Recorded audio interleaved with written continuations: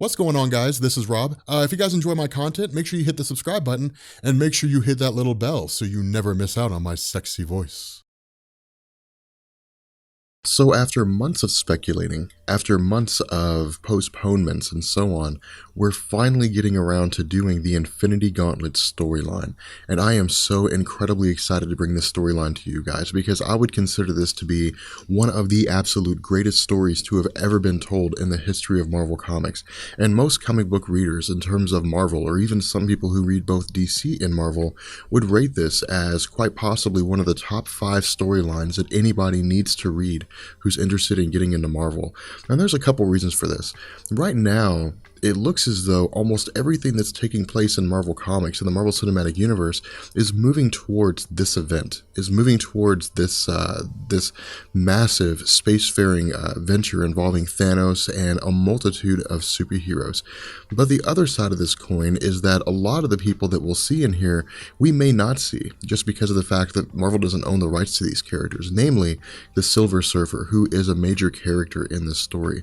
But what we're also going to see with this Infinity Gauntlet event is that we're going to follow 2 stories.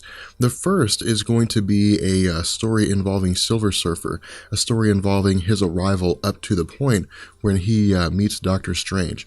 And the other one is going to involve the stories of Jake and Ralph and Bambi Long. And we'll get into them later on when we discuss what it is their characters have to do with this Infinity Gauntlet event.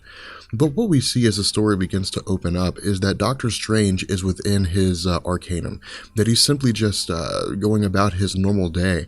And it seems here that he's reading some kind of medical journal, that he's simply going over whatever it is that he needs to read here. And this seems to be par for the course when it comes to Doctor Strange. And this is just designed to introduce us to a normal day, to a peaceful day where there's really nothing happening.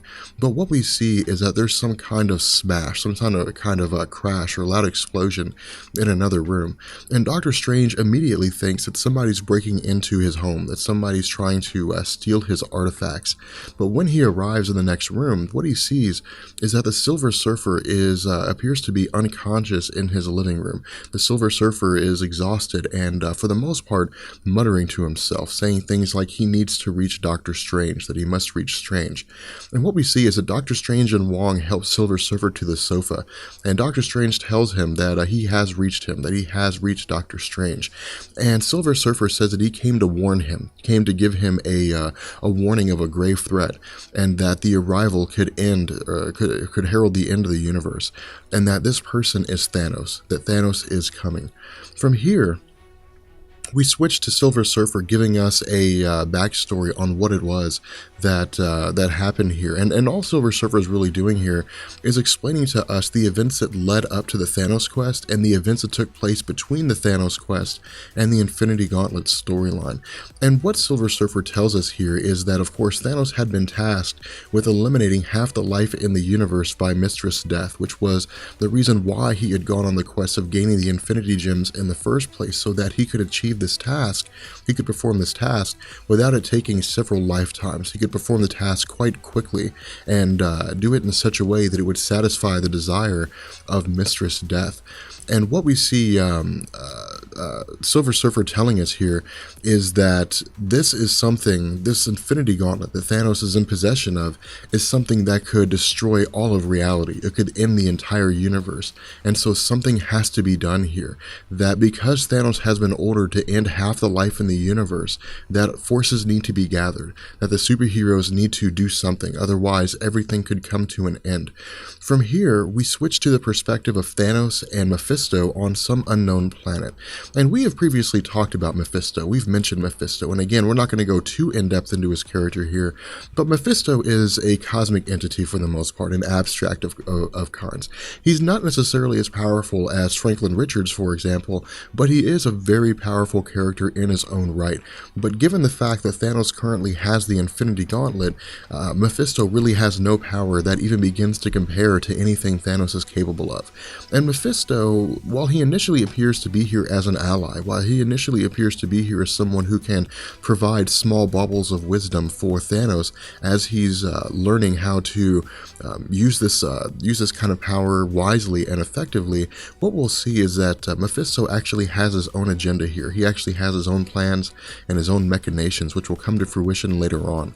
And what we see is that Thanos is really talking to himself more so than he's talking to Mephisto, but he says that when he initially went on the quest, when he initially started this journey of gathering the Infinity Gems, that once the Infinity Gems were gathered, he felt as though he'd have a million questions, that he would spend more time pondering how to use this power than actually using it. And he says that now he only really has one question. He says the question is, how does he use such power? What does he do with such incredible power? And he answers his own question by saying that, quite simply, he can do anything he wants to because he is absolutely omnipotent. He says that for the most part, if anything happens that displeases him, if an event takes place that he doesn't like, he can simply undo it, that he's completely incapable of error, that anything he wants is his will, and because it's his will, anything can happen. He really presents himself here as a god within the universe. And what I would like you guys to take a very particular note of here is that Thanos is demonstrating incredible arrogance. Thanos has come across the Infinity Gauntlet and believes himself to be absolute, believes his power to be absolutely incredible, and that no one can oppose him within the universe. And this will become very important, especially when we get towards the end of the Infinity Gauntlet storyline. But what we see is Silver Surfer commenting on this. Silver Surfer is saying that Thanos was too arrogant to be anyone's servant, to be anyone's thrall. And so what we see is that Mephisto and Thanos transition back to the lair of Mistress Death. And we see that Thanos, as he approaches Mistress Death, begins to demonstrate to her, or begins to tell her that he cares for her, that he loves her, that in the end, all this was done for her love, for her affection, and that what he wants to see here is that she express that affection towards him, that she do something, she say something to indicate his presence. But all we see from Mistress Death at this point is that she spurns Thanos, is that she turns Thanos away, that she doesn't return the affection that Thanos demonstrates towards her. Now from here, we switch to the story of Jake Miller, Ralph, and Bambi Long. And what we see here is that these individuals appear to simply just be in the city. There's really no context given to them. They're at a bar and they're simply just kind of roaming around, or maybe heading back home, and perhaps they were involved in some kind of bank robber, or they're criminals of some kind or something like that. But what we see is that as these individuals are traveling to their next location, whatever that next location happens to be, that they end up driving off a cliff. They end up driving to their deaths. It's explained to us by whoever this narrator is that they don't survive the fall. And from here, we switch back to the story of the Silver Surfer. And what the Silver Surfer is telling us here is that during the time in which Thanos had gained the Infinity Gems, and between the current moment when he is with Doctor Strange, that he and Drax the Destroyer had attempted to stop Thanos.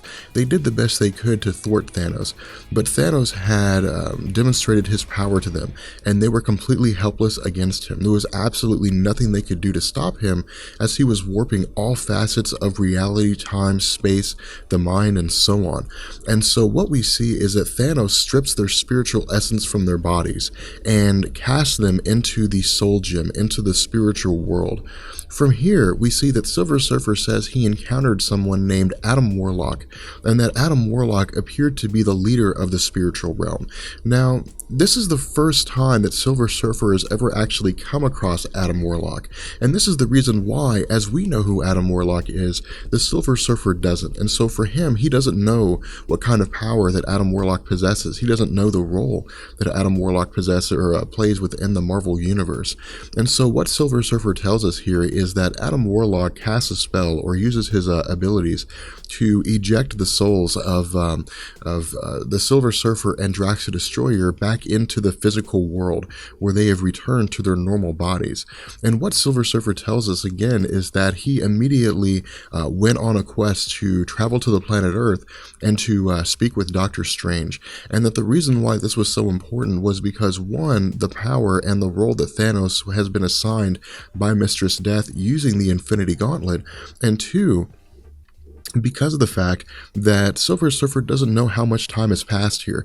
He doesn't know if he was trapped within the Soul Gem for days or weeks or minutes or seconds. And so his immediate goal here is to attract the attention of Doctor Strange. At this point, we switch back to the story of Jake Miller to Ralph and to Bambi Long, and what we see is that this narrator is telling us that the big guy, it seems to be the guy in charge, had waited until things cooled down before they all went in. And what we see is that 3 bright lights travel into the spiritual world, or into the physical world, and take over the bodies of Jake Miller, Bambi Long, and Ralph.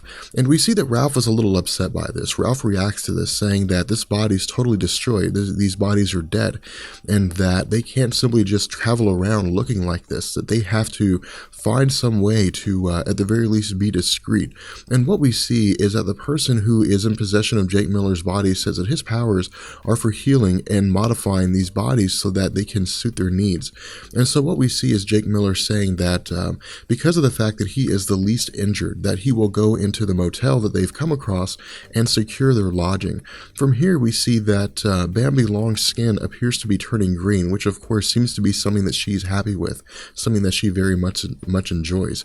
At this point, we travel back to the story of Mephisto and Thanos within the realm of Mistress Death. And again, all we really see going on here is that Mistress Death is simply continuing to scorn Thanos, that she does not return the affections that Thanos has demonstrated towards her. And she's constantly quiet towards him. She refuses to speak to him. She refuses to look at him, that even if she does look at him, she looks at him with a glance, with a scornful glance, and simply just turns away.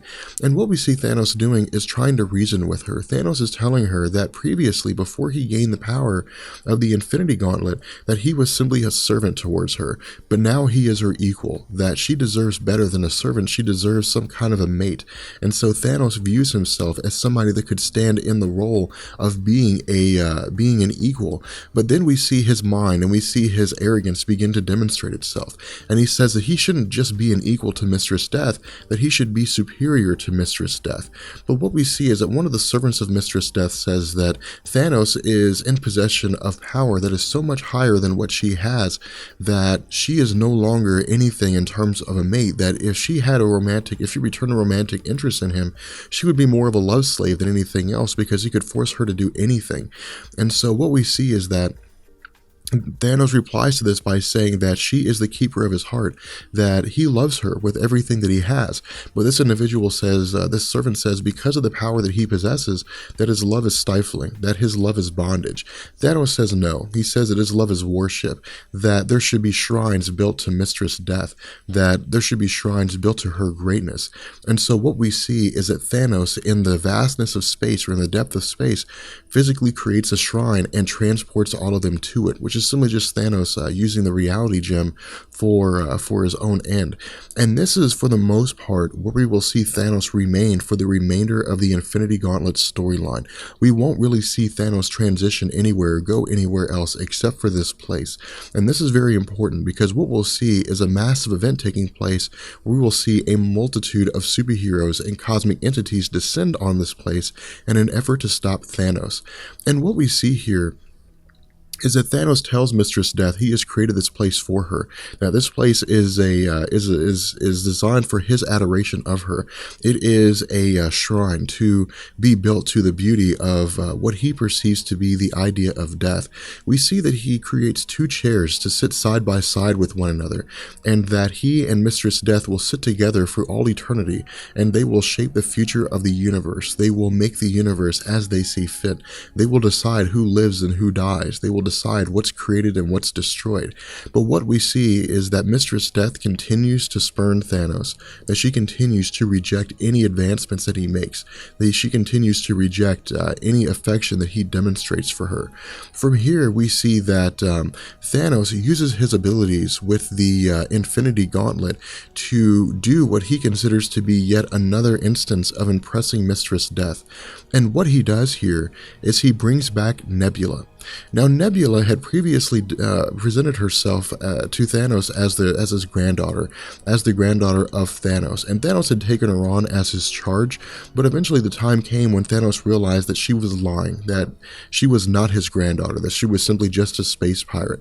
And so what we see Thanos doing is warping her body, transforming her body, and turning her into a corpse, more or less. She's neither truly alive nor truly dead. She's just a corpse, and she could never really experience anything other than absolute pain and the inability to stop that pain, as well as the inability to simply die.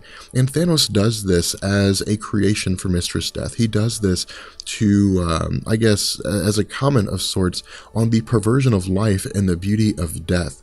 But what we see is that Mistress Death appears to be appalled by this. She appears to be absolutely disgusted by this. And so she again turns her back on Thanos. From here, we see Thanos getting angry with Mistress Death. Thanos screams at her, he yells at her not to turn her back on him, that she needs to face him. And what we see is this servant begins to speak again with Thanos and says that that these empty boasts that he's making, that these disdainful actions that he's committing are not impressing Mistress Death, that they are not pleasing Mistress Death. And so we see Thanos destroys this servant.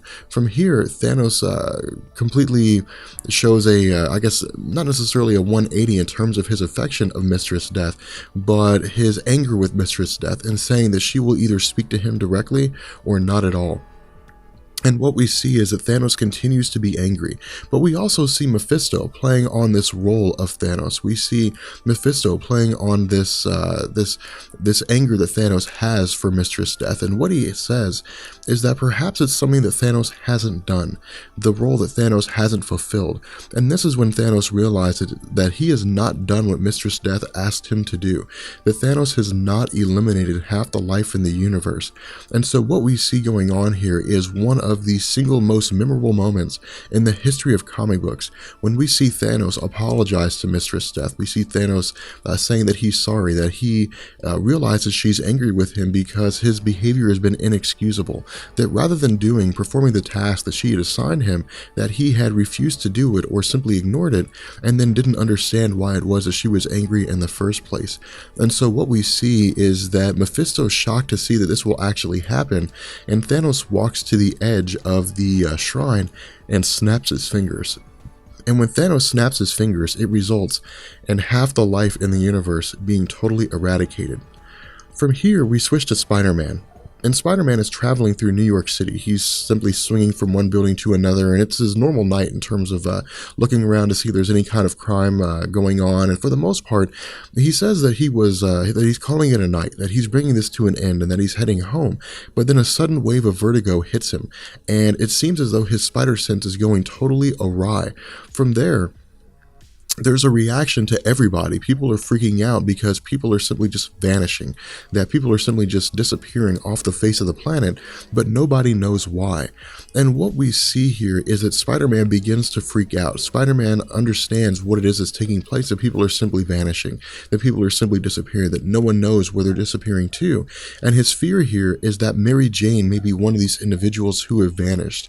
And so what we see is Spider-Man flying off, or swinging off, to get back to his apartment so that he can find out whether or not Mary Jane is safe.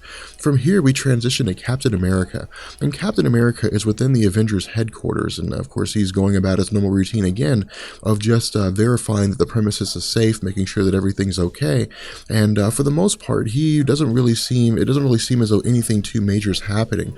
We see that Hawkeye, along with Siri, are handing Captain America some documents talking about various things that are taking place in the world at the moment. But then we see that mid-conversation that Cersei and Hawkeye vanish. They just totally disappear.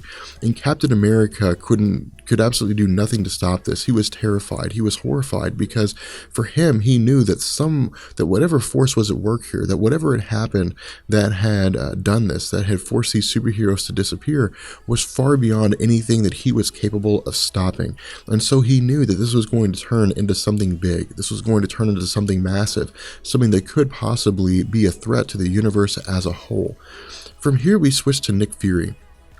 And Nick Fury is within the S.H.I.E.L.D. helicarrier, and what we see Nick Fury doing is simply going over documentation, going over the information that's been given to him about how half the Earth's population has simply just vanished, that there's nothing as far as their investigations and S.H.I.E.L.D. goes that indicates what could possibly happen here.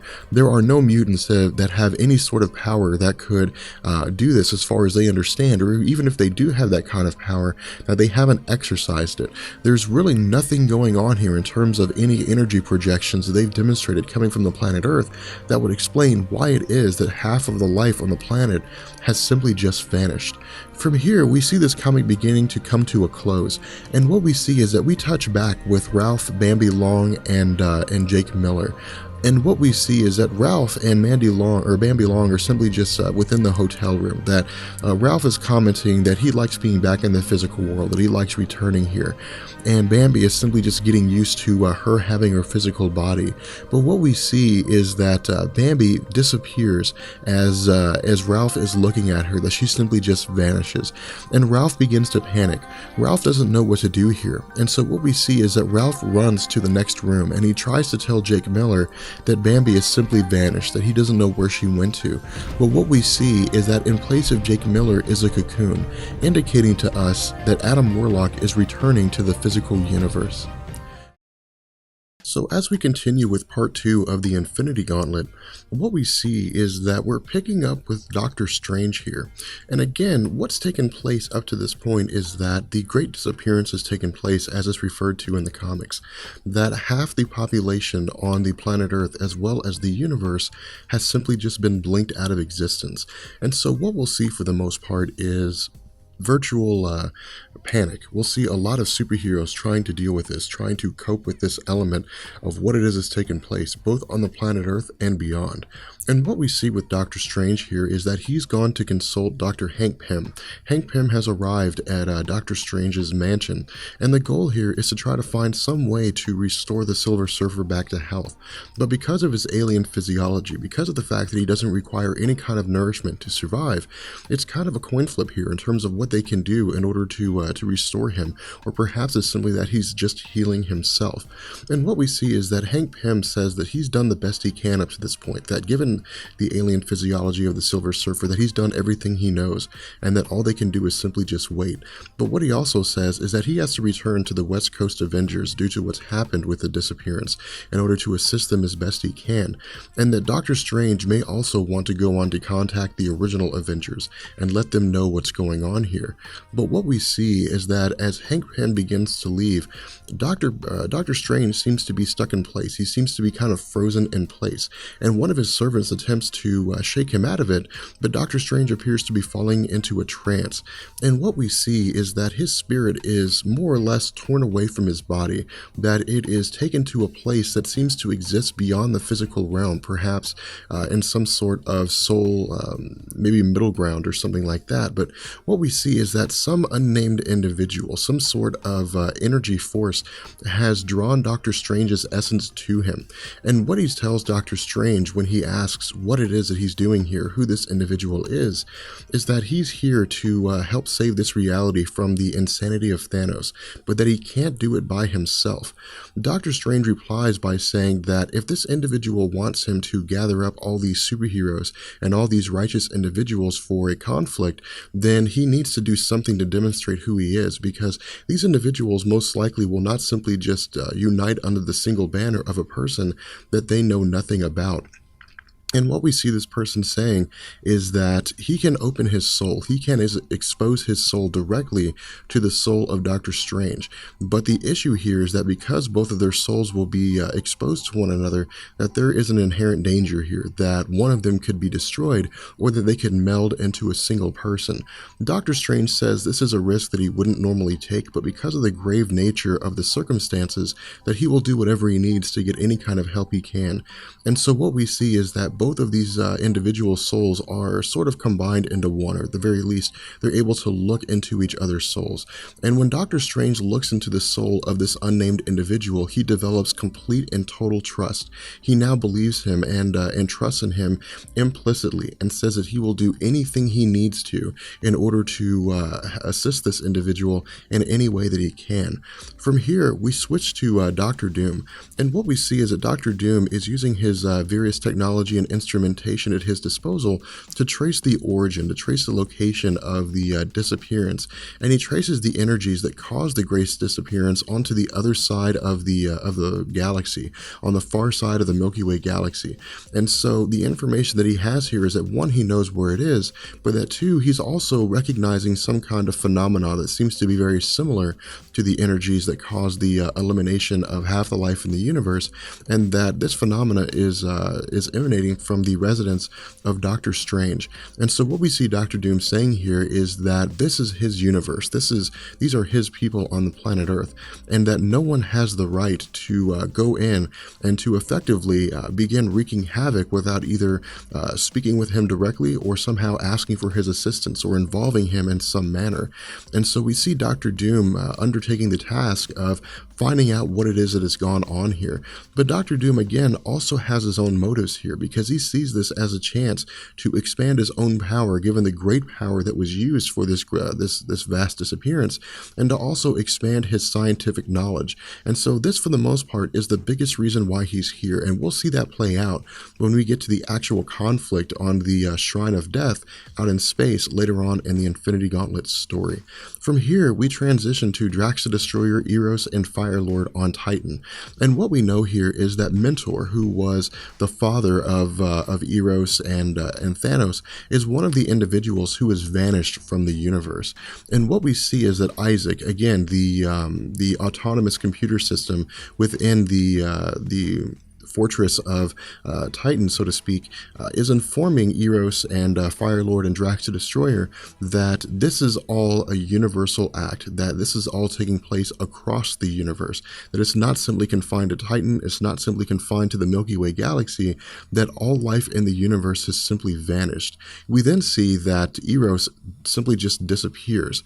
But what we know here is that Eros is not one of the individuals who has simply vanished due to the Great Vanishing, because this has already taken place.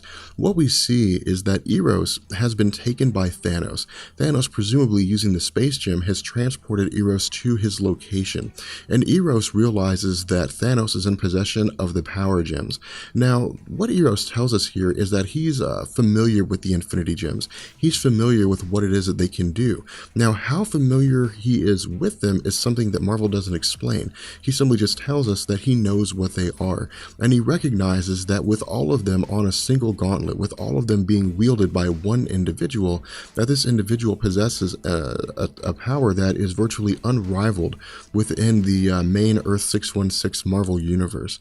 And so what we see is that Eros begins to look around, and he recognizes Mephisto, but he also recognizes Mistress Death. He recognizes Nebula, who's simply just walking around as a corpse, who is walking this fine line between life and death. Thanos says that this is a family reunion, that he has restored Nebula, or that he's brought Nebula to him, more or less poking fun at the fact that she had presented herself as a granddaughter to him falsely. And he also says that his mate, that his lover here, presumably playing the role of his wife, is Mistress Death, and that Mephisto is simply here as an advisor. Eros asks why Mentor isn't here, and Thanos replies that Mentor wasn't invited, nor will he be, and he says that he intentionally ensured that that Mentor was one of the individuals who was eliminated during the Great Vanishing, that he made sure that he was one of the people who was simply just blinked out of existence. And the reason why is because Mentor would attempt to find a way to take the Infinity Gauntlet from Thanos. He would try to find some way to bring this conquest to an end, and would be one of the few individuals within the Marvel Universe that would probably be able to do it, not in the sense of sheer raw power, but in the sense that he would be able to organize forces in such a way that he would be able to achieve this act. But what Thanos says is that ultimate power is now his, that he can reshape the universe with it, and that nothing can interfere with this mission. What we see Eros doing here is playing on this. Eros says that if this is what Thanos wants, then nothing will interfere, that he will do everything he can to help Thanos as best he can. But what we see Thanos realizing here is that Eros is using his powers to manipulate emotions on Thanos. And so Thanos simply says, how poignant, how powerful and charming can Eros be when he can't talk? And so he takes Eros's mouth away. From here, we see Thanos saying that this is how all things shall be from this point forward. Anything that irritates Thanos will simply just cease to be. At this point, we switch back to Captain America, and what we get here is more or less a list, not a full list, but a pretty significant list of which superheroes have gone missing as a result of the Great Vanishing. And this is a pretty important list, and the reason why is because throughout this conflict, a lot of you guys will ask questions like, where is Hercules, where is Archangel, where is the Invisible Woman, the Fantastic Four, where is Night Thrasher, or the Vindicator from Alpha Flight? You guys will ask a lot of these different questions on where these superheroes are, and so what Marvel has done is they've laid out some of the more significant members of the X-Men, the Avengers, Alpha Flight, and various other superhero teams that were relatively popular at the time this story was written, and simply said they're just not here anymore. They've simply just been among the individuals who have been blinked out of existence. And so what we see here is that Captain America, She-Hulk, and the man standing in the place of Thor, Eric Masterson, analyzing all this information. Now, this idea of Eric Masterson is something that I would like you to keep in the back of your head, because this, again, is not the real Thor. Now, the story in terms of how it is that Eric Masterson begins to undertake the role of Thor and how he takes over this role for a pretty good amount of time is a very, very good story. And so I'd like to do that justice, and we'll talk about that when we actually get into our discussion of Thor after we finish various characters when Infinity Gauntlet is over. But for the most part, all we need to do is simply just be aware of the fact that this is not Thor Odin's son. This is simply just Eric Masterson. And what we see is that all these individuals are focusing on the fact that things are, for the most part, very, very bad, that Eric Masterson is trying to undertake the role of Thor, trying to speak like Thor, trying to ensure that he's passed off as Thor, but that everybody else is trying to deal with the fact that some of the most prominent superheroes in the Marvel community are just gone. At this point, we switch to Odin, and what we see is that Odin is in Asgard, and he's wearing the ceremonial eye patch of sorrow.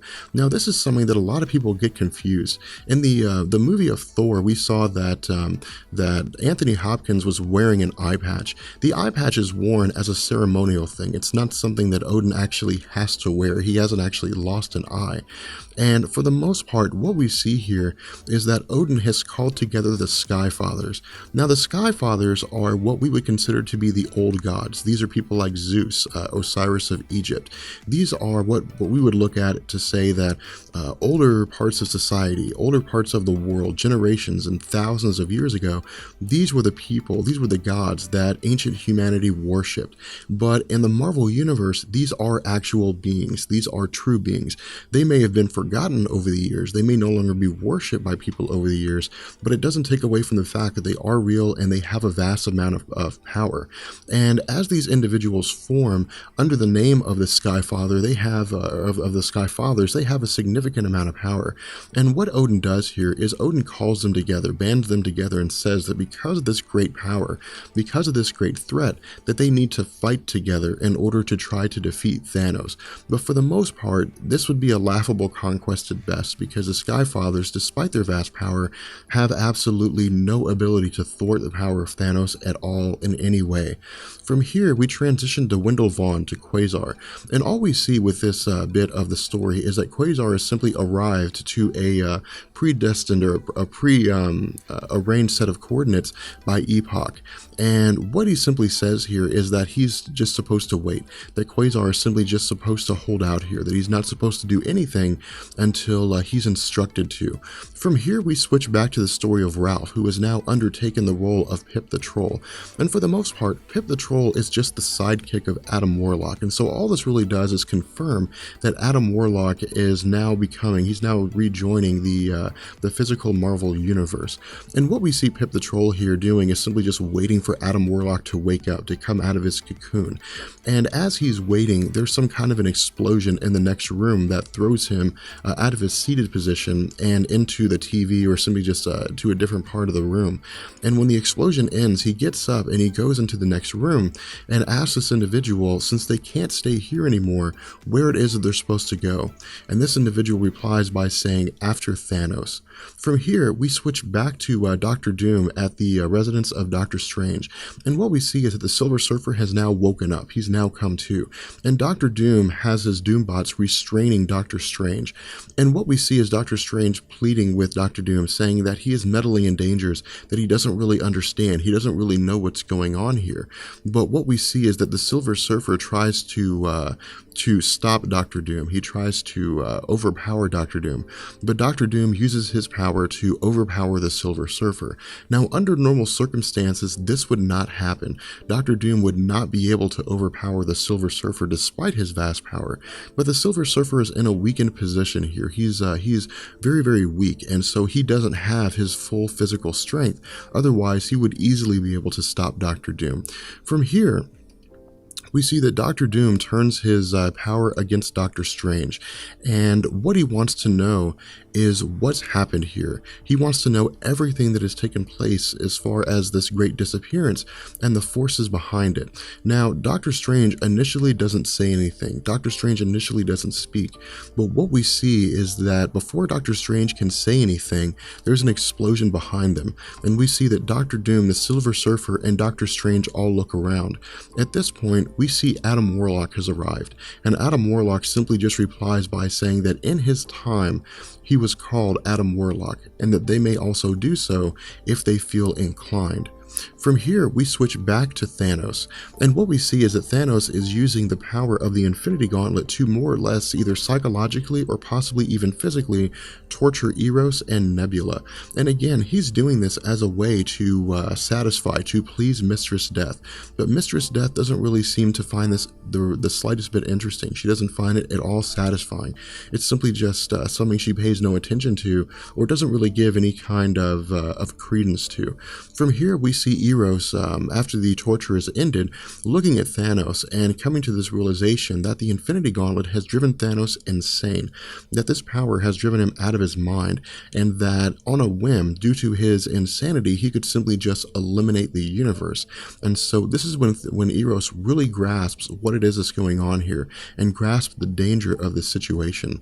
From here, we transition back to Adam Warlock and Doctor Strange, Dr. Doom, and the Silver Surfer. And what we see Adam Warlock saying is more or less explaining how it was that Thanos was able to gain the Infinity Gauntlet, how it was that he was able to gain this vast power, and that he's arrived here in order to help bring an end to these schemes. Doctor Strange realizes that Adam Warlock was the one that communicated with him earlier when he came to this understanding of what it meant to undertake the role of uniting all of these superheroes. We also see Dr. Doom commenting and saying that this is a set of circumstances whose peril, whose danger almost rivals that of the coming of the Beyonder. Now, Dr. Doom says that it does rival the coming of the Beyonder, but there's a vast difference here. The Beyonder had power that dwarfed anything that the Infinity Gauntlet could do. He was from an entirely different universe, entirely different multiverse, and he had incredible power and could do pretty much anything that he wanted to. But we'll talk more about him again when we get into the Secret Wars 1 and 2 and the Beyonder. But what we see is that Adam Warlock says that this is going to be difficult. This is going to be a fight that will very well cost the lives of some individuals and will require 100% of everybody, because it's going to they're basically going to be going against forces that are going to require cunning and guile to defeat, as opposed to simply sheer power. From here, we see that Dr. Doom challenges Adam Warlock and asks him by what right it is that he claims the mantle of leadership. Adam Warlock replies here by saying that he is the one who battled Thanos previously, that he's the one that knows the secrets of the inner workings of the Infinity Gems, and so with that knowledge, he's the only one that's really equipped to combat Thanos. He's really the only one capable of going against Thanos and successfully being able to organize forces in an effective way to where Thanos can be defeated. At this point, we see Doctor Doom more or less counting his losses and just kind of accepting this and sort of moving forward. But what we'll see is that, again, this is not necessarily acquiescence by Doctor Doom so much as it is Doctor Doom just biding his time. What we also see is the Silver Surfer commenting on whether or not Adam Warlock is truly the person that should lead them. That is Adam Warlock really the best choice here? That Adam Warlock seems vastly different from the Adam Warlock that he had met in the Soul World. And so, because no one really knows anything about him, no one really knows anything about his motivations other than what he claims his motivations to be. From here, we transition back to Thanos, and again, we see Thanos manipulating reality to torture Eros and Nebula. And again, he's becoming extremely angry here. He's becoming extremely frustrated, because Mistress Death will not acknowledge him. Mistress Death will not return his affections. And we see him yelling at her. We see him screaming at her, asking what it is that it would take to please her. That he's done everything that she's asked. He's given her the entire universe. That he would do anything in order to make her love him. That all he asks here is that she simply just use her voice and speak his name aloud. And that would be enough. And so what we see is that Thanos, in his anger, lets off an energy blast. He lets off this massive force of energy in all directions. And what we see is that the first thing that encounters, or that is encountered by this energy blast, is a 20-million-year-old red giant. And what this red giant does is simply just destroy. It simply just explodes. And that's the end of it. From here, we see some kind of spaceship traveling through the cosmos, and the planet that the spaceship is approaching is destroyed. And we see an individual here telling us that the wrath of Thanos, the Supreme Being, is something to behold. That this planet is the second planet to be destroyed as this being was traveling to it. That is the second banquet that has been robbed from him. And what we see is that this person is Galactus, and Galactus is again attempting to satiate his hunger, but also recognizes that the vast power that Thanos has here is something that cannot be ignored. That is going to require that Galactus go through the process of bringing together a multitude of forces in terms of the cosmic entities in order to attempt to bring an end to the power that Thanos has here. And that the issue here is that the emanations that are being released here, that the power that is being displayed here by Thanos will reach the planet Earth, and that it will only contain about 2% of its power, but it will be a massive amount of energy nonetheless. And so what we see is that we transition to the planet Earth, and we see that Cloak, who is one half of the Team Cloak and Dagger, is by himself. That Dagger is gone. She is one of the individuals who had simply been blinked out of existence. And that Cloak feels as though because his other half is gone, that while they were linked, while they were kind of like two halves as a whole as he describes it, that he doesn't really feel like he has a reason to go on. But what we see is that he finds this reason to continue as this force that was emitted by Thanos reaches the planet Earth and shakes the entire planet, crumbling several cities and wiping out the Japanese islands. And of course we see that Cloak uses his ability to save various humans, to save them from their impending deaths of falling off buildings or else being crushed by rubble. From this point, we transition back to Doctor Strange, Silver Surfer, Doctor Doom, and Adam Warlock. And what we see here is that these individuals are trying to deal with the aftermath of this. They're trying to understand the aftermath of what's gone on here. That the power that Thanos has demonstrated, despite being on the other side of the galaxy, is a power that most of them couldn't really even fathom. And that it will take an incredible organization, an incredible upheaval for all of them to be able to go successfully go toe-to-toe with Thanos. And so what we see as a comment here, we see the question being asked, what was that? What was that energy blast? From here, we're going to bring an end to this video, and in the next video, we're going to pick up with battle formations, preparations for war, and we'll see that we're more or less seeing superheroes being organized. We're seeing superheroes being brought together by Adam Warlock as they begin the preparations for taking on Thanos. So, as we begin our discussion on Infinity Gauntlet issue number 3, I think you guys are really going to enjoy this comic. And the reason why is because what we'll see taking place over the course of this are battle formations, preparations for war. We're going to be seeing a plan put together, and it won't be until the end of the comic that we actually understand the true nature of this plan. But what this is also the last issue where we have talking, and it'll be the last issue before we actually get into the main discussion, the main conflict that takes place between Thanos and all of these superheroes leading up to the end of the Infinity Gauntlet storyline. And what we see here as the story begins to pick up is that we're back with Doctor Doom, Adam Warlock, the Silver Surfer, and Doctor Strange. And Doctor Doom is commenting on how he agrees, picking up immediately from the last discussion, that now is the time for action. But Adam Warlock says no. Adam Warlock says there are forces at work here that Doctor Doom just doesn't understand, that he just can't possibly grasp, and that rushing into action like this would almost guarantee certain doom. And so he says that he has a intricate and a very interweaved plan that's unfolding here, and that the slightest disturbance could very well lead to the ruin of all. What we also see Doctor Strange commenting is saying that he agrees with Adam Warlock, that they have to trust him, that Doctor Doom, that Silver Surfer, they have to come to this understanding that Adam Warlock knows what he's doing, that tremendous powers are gaining here for this final confrontation. And he more or less repeats the words of Adam Warlock here, saying that that premature action could lead to total destruction. And so Doctor Doom acquiesces. Doctor Doom says that it's driving him nuts waiting to take action, but that for the time being, he's willing to put this off. He's willing to go ahead and hold things. Now from here, we see Adam Warlock saying that it's time to make preparations, that it's time to go about the business of moving towards the next step of his master plan. And so he calls on Doctor Strange, and what we see Doctor Strange doing is teleporting Adam Warlock, Doctor Doom, and the Silver Surfer to the Avengers headquarters. And at the Avengers headquarters, we have She-Hulk, Captain America, and Thor. And they're trying to come to an understanding of what's going on here. They're trying to deal, again, as a follow-up to the last video, of what's happened since the disappearance of various superheroes. But when Adam Warlock and Doctor Doom and Doctor Strange and the Silver Surfer appear, the immediate idea is that Doctor Strange is keeping Strange company, that he is with people whom he would never normally form an alliance with. But what we see is that immediately Adam Warlock and Doctor Strange begin to convince She-Hulk, Thor, and Captain America that the situation is so dire that Doctor Doom is not here to fight against them, that Doctor Doom is here to fight with them.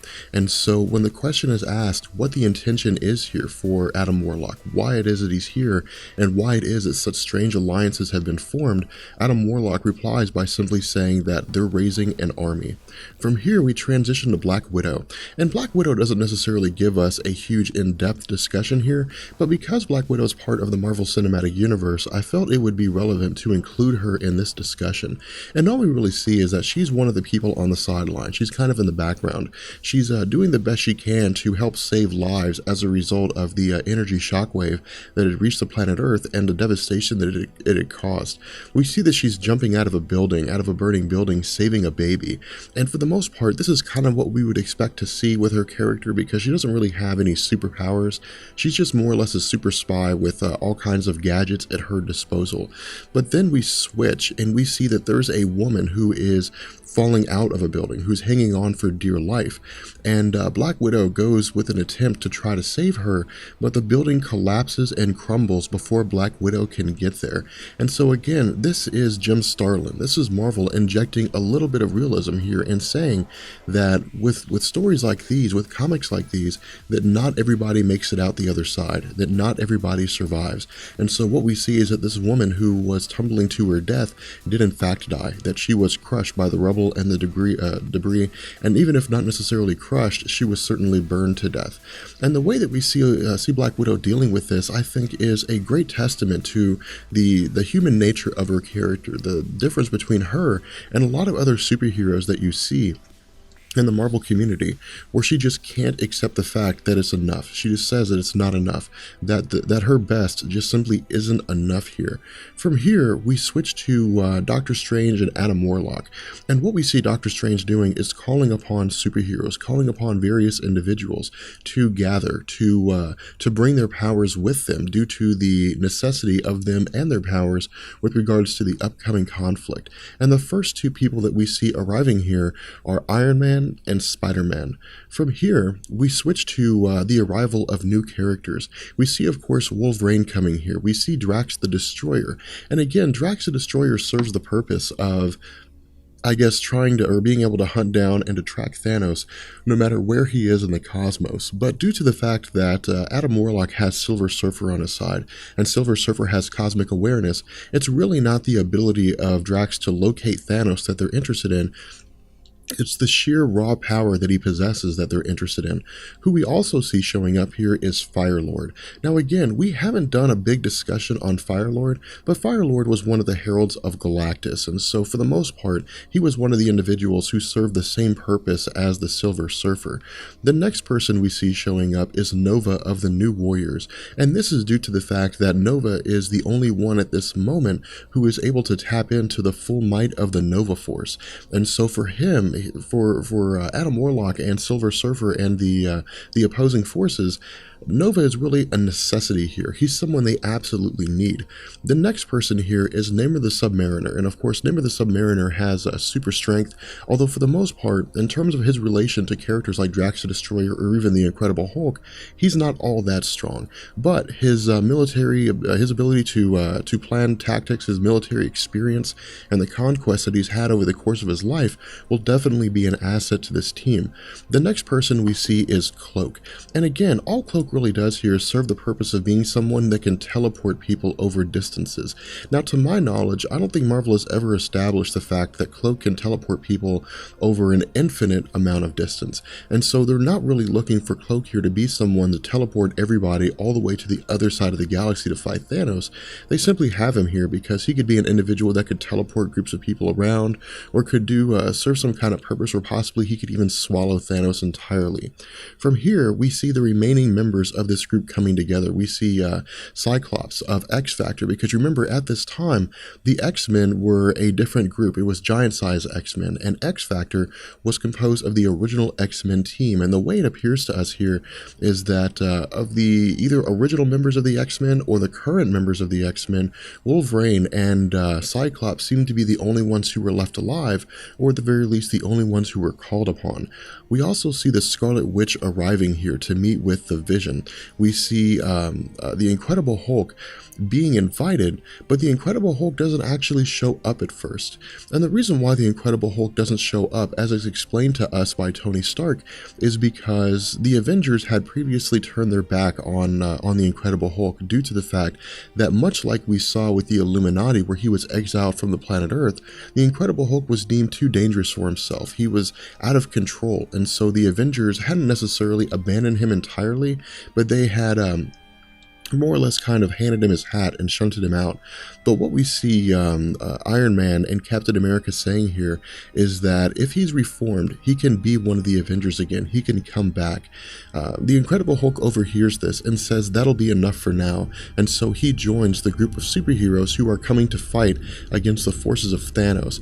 And what Adam Warlock tells us here is that this army is now complete, and so the individuals that we see that have arrived here appear to be the only individuals who were either left or have been invited to become part of this.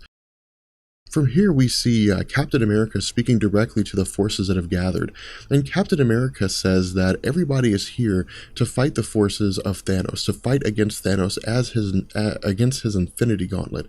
And what we see Doctor Doom saying is that before Captain America goes any further, that the question has to be asked here: is Adam Warlock the best person to lead this group?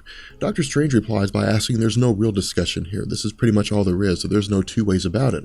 But Doctor Doom says that he's the only person that has the ruthlessness, the cunningness, and the guile to lead this group. And of course, for the most part, everybody is against him on this. Captain America says no way. The Scarlet Witch, Spider-Man, Eric Masterson, they all say that this is not the case. And so Captain America replies to Doctor Strange simply saying that deep down down inside, Dr. Doom, he knows that Adam Warlock's the only one that can really stop Thanos, that Adam Warlock is the only one that can really lead them to victory. And so Dr. Doom simply acquiesces again and says, okay. At this point, we see that Adam Warlock says that there's going to be yet another gathering, that these are the only individuals that have showed up here, but that he's also coming together with more allies. And when the question is asked what these allies are, Adam Warlock simply replies by saying cosmic allies, indicating to us that he's also gathering the cosmic entities together as a force to fight against the power of Thanos. What we also see is that Adam Warlock and the Silver Surfer travel to the other side, to the far corner of the galaxy. And the reason for this, as we'll pick up, is that they're meeting with Quasar and the cosmic entities in order to form a team, in order to come together for the purpose of bringing everybody together to fight against the power of Thanos. And when they arrive, that's exactly what we're told. What we're told is that that Epoch informs Adam Warlock that all the cosmic entities had simply been waiting for him. They were simply waiting for him to arrive. And when he does, we see that almost all of them are gathered here. Now, there are some cosmic entities that aren't here, but for the most part, almost all of them, or the most prominent ones, are. We see Kronos, we see the Living Tribunal, we see Master Order and Lord Chaos, the Stranger, and of course, this is a list that we had previously discussed, so we won't go into it too much longer. But two of the most notable members here that I would like you to pay attention to are Eternity and the Living Tribunal. And the reason why, as is explained to us, is because more or less what they're calling together here is a trial, with a Living Tribunal overseeing. And the whole reason for this is because, again, the Living Tribunal exists to ensure that cosmic balance is in place, that no one force becomes such a threat to its universe that it could result in the destruction of that universe or other universes should its dangers spill over. And what we see Eternity saying here is that he is the embodiment of all that is, of everything within the universe. And that Thanos attempts to usurp this position from him. The Living Tribunal says that he's considered this matter, but that he cannot interfere. And the reason why is because Thanos only strives to replace eternity as the embodiment of all reality, and that natural selection is one of the oldest truths, that the strong replace the weak, and that if eternity isn't strong enough to oppose someone who wants to challenge him and take his place, then eternity should perish and the new force should take its place. And so the Living Tribunal says that he cannot interfere, that he will not become involved in this matter. And this is a very big issue here. And the reason why is because if the Living Tribunal had ruled on the side of eternity, then the Living Tribunal simply could have arrived at Thanos' location and blinked him out of existence, despite the power that Thanos had, or he could have simply just stripped him of the Infinity Gauntlet, because as we discussed with our discussion in on the Living Tribunal as a lead up to the Thanos quest and the Infinity Gauntlet event, we had talked about how during the Infinity Crusade, during the Infinity Watch storyline, that Adam Warlock had approached the Living Tribunal, and the Living Tribunal, after seeing the power that Adam Warlock possessed and the anger that he had displayed, had simply just eliminated all the power of the Infinity Gauntlet within that vicinity. From here, we see that that Eternity is more or less leaving, that he's kind of going off on his own. Now, why he's doing this and what he's doing is actually something that we don't know, and we won't see him again for quite some time. But what we see is Adam Warlock saying that it doesn't matter that eternity is not here. What he says is that all of them are here so that they can fight together, so that all these cosmic entities can gather and oppose the force of Thanos. But then we see the Watcher saying that he cannot be counted among these individuals that will fight against Thanos, that he is a Watcher, and due to his creed, he is unable to interfere, that he can only observe and record.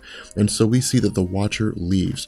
From there, we see Galactus challenging Adam Warlock. Adam Warlock says that he's here to lead all of them into an attack against Thanos. But Galactus says, why should they follow one such as him into battle? And so what we see is Adam Warlock saying that he is here for the purpose of that he's here for the purpose of leading them into the conflict, and that's the only thing Galactus needs to concern himself about. Galactus says that he does not heed empty words from mortals, from people that he considers considers to be beneath him, and Adam Warlock simply replies by saying Galactus is a fool. From here we see Galactus attempts to destroy Adam Warlock, that he blasts him with a vast amount of energy. Galactus then begins to talk with his fellow cosmic entities here and simply say that they've gathered that their forces should be enough to defeat Thanos. But then we see that Adam Warlock is actually alive. Adam Warlock is on the helmet of Galactus and asks him since when it was that Galactus allowed his anger and his wrath to more or less override his judgment. That Galactus is known for being one of the most logical beings in the universe, and that surely Galactus can determine, surely he can find here that the power, the entire might of all these cosmic entities put together is still insufficient for defeating Thanos. And so we see that Master Order, Lord Chaos, and various other cosmic entities band together against Galactus and say that they are siding with Adam Warlock. From here, we transition back to Thanos at the Shrine of Death, and what we see Thanos saying is that his enemies are coming for him, that his enemies are going to attempt to destroy him, and he asks Mistress Death if she will stand by his side. But Mistress Death again spurns Thanos, and she seems to turn her back on him, and Thanos simply replies by saying this is exactly as he had expected, that he had deluded himself into believing that she could ever really care for him. And so he says that being a supreme being means that he has no need to suffer in a void of affection, that he does not have to go alone, that he does not have to rule without Mistress Death, that with all power all things are possible. And so what he does is create a being named Terraxia. And Terraxia is, as he describes it, everything Mistress Death is not. That she's everything that Thanos longs for. That she is the love that he wants from Mistress Death. That she is a representation of what he considers to be beautiful. And he says that there's really no need here. There's no need for Mistress Death anymore. That Thanos has found his one true mate.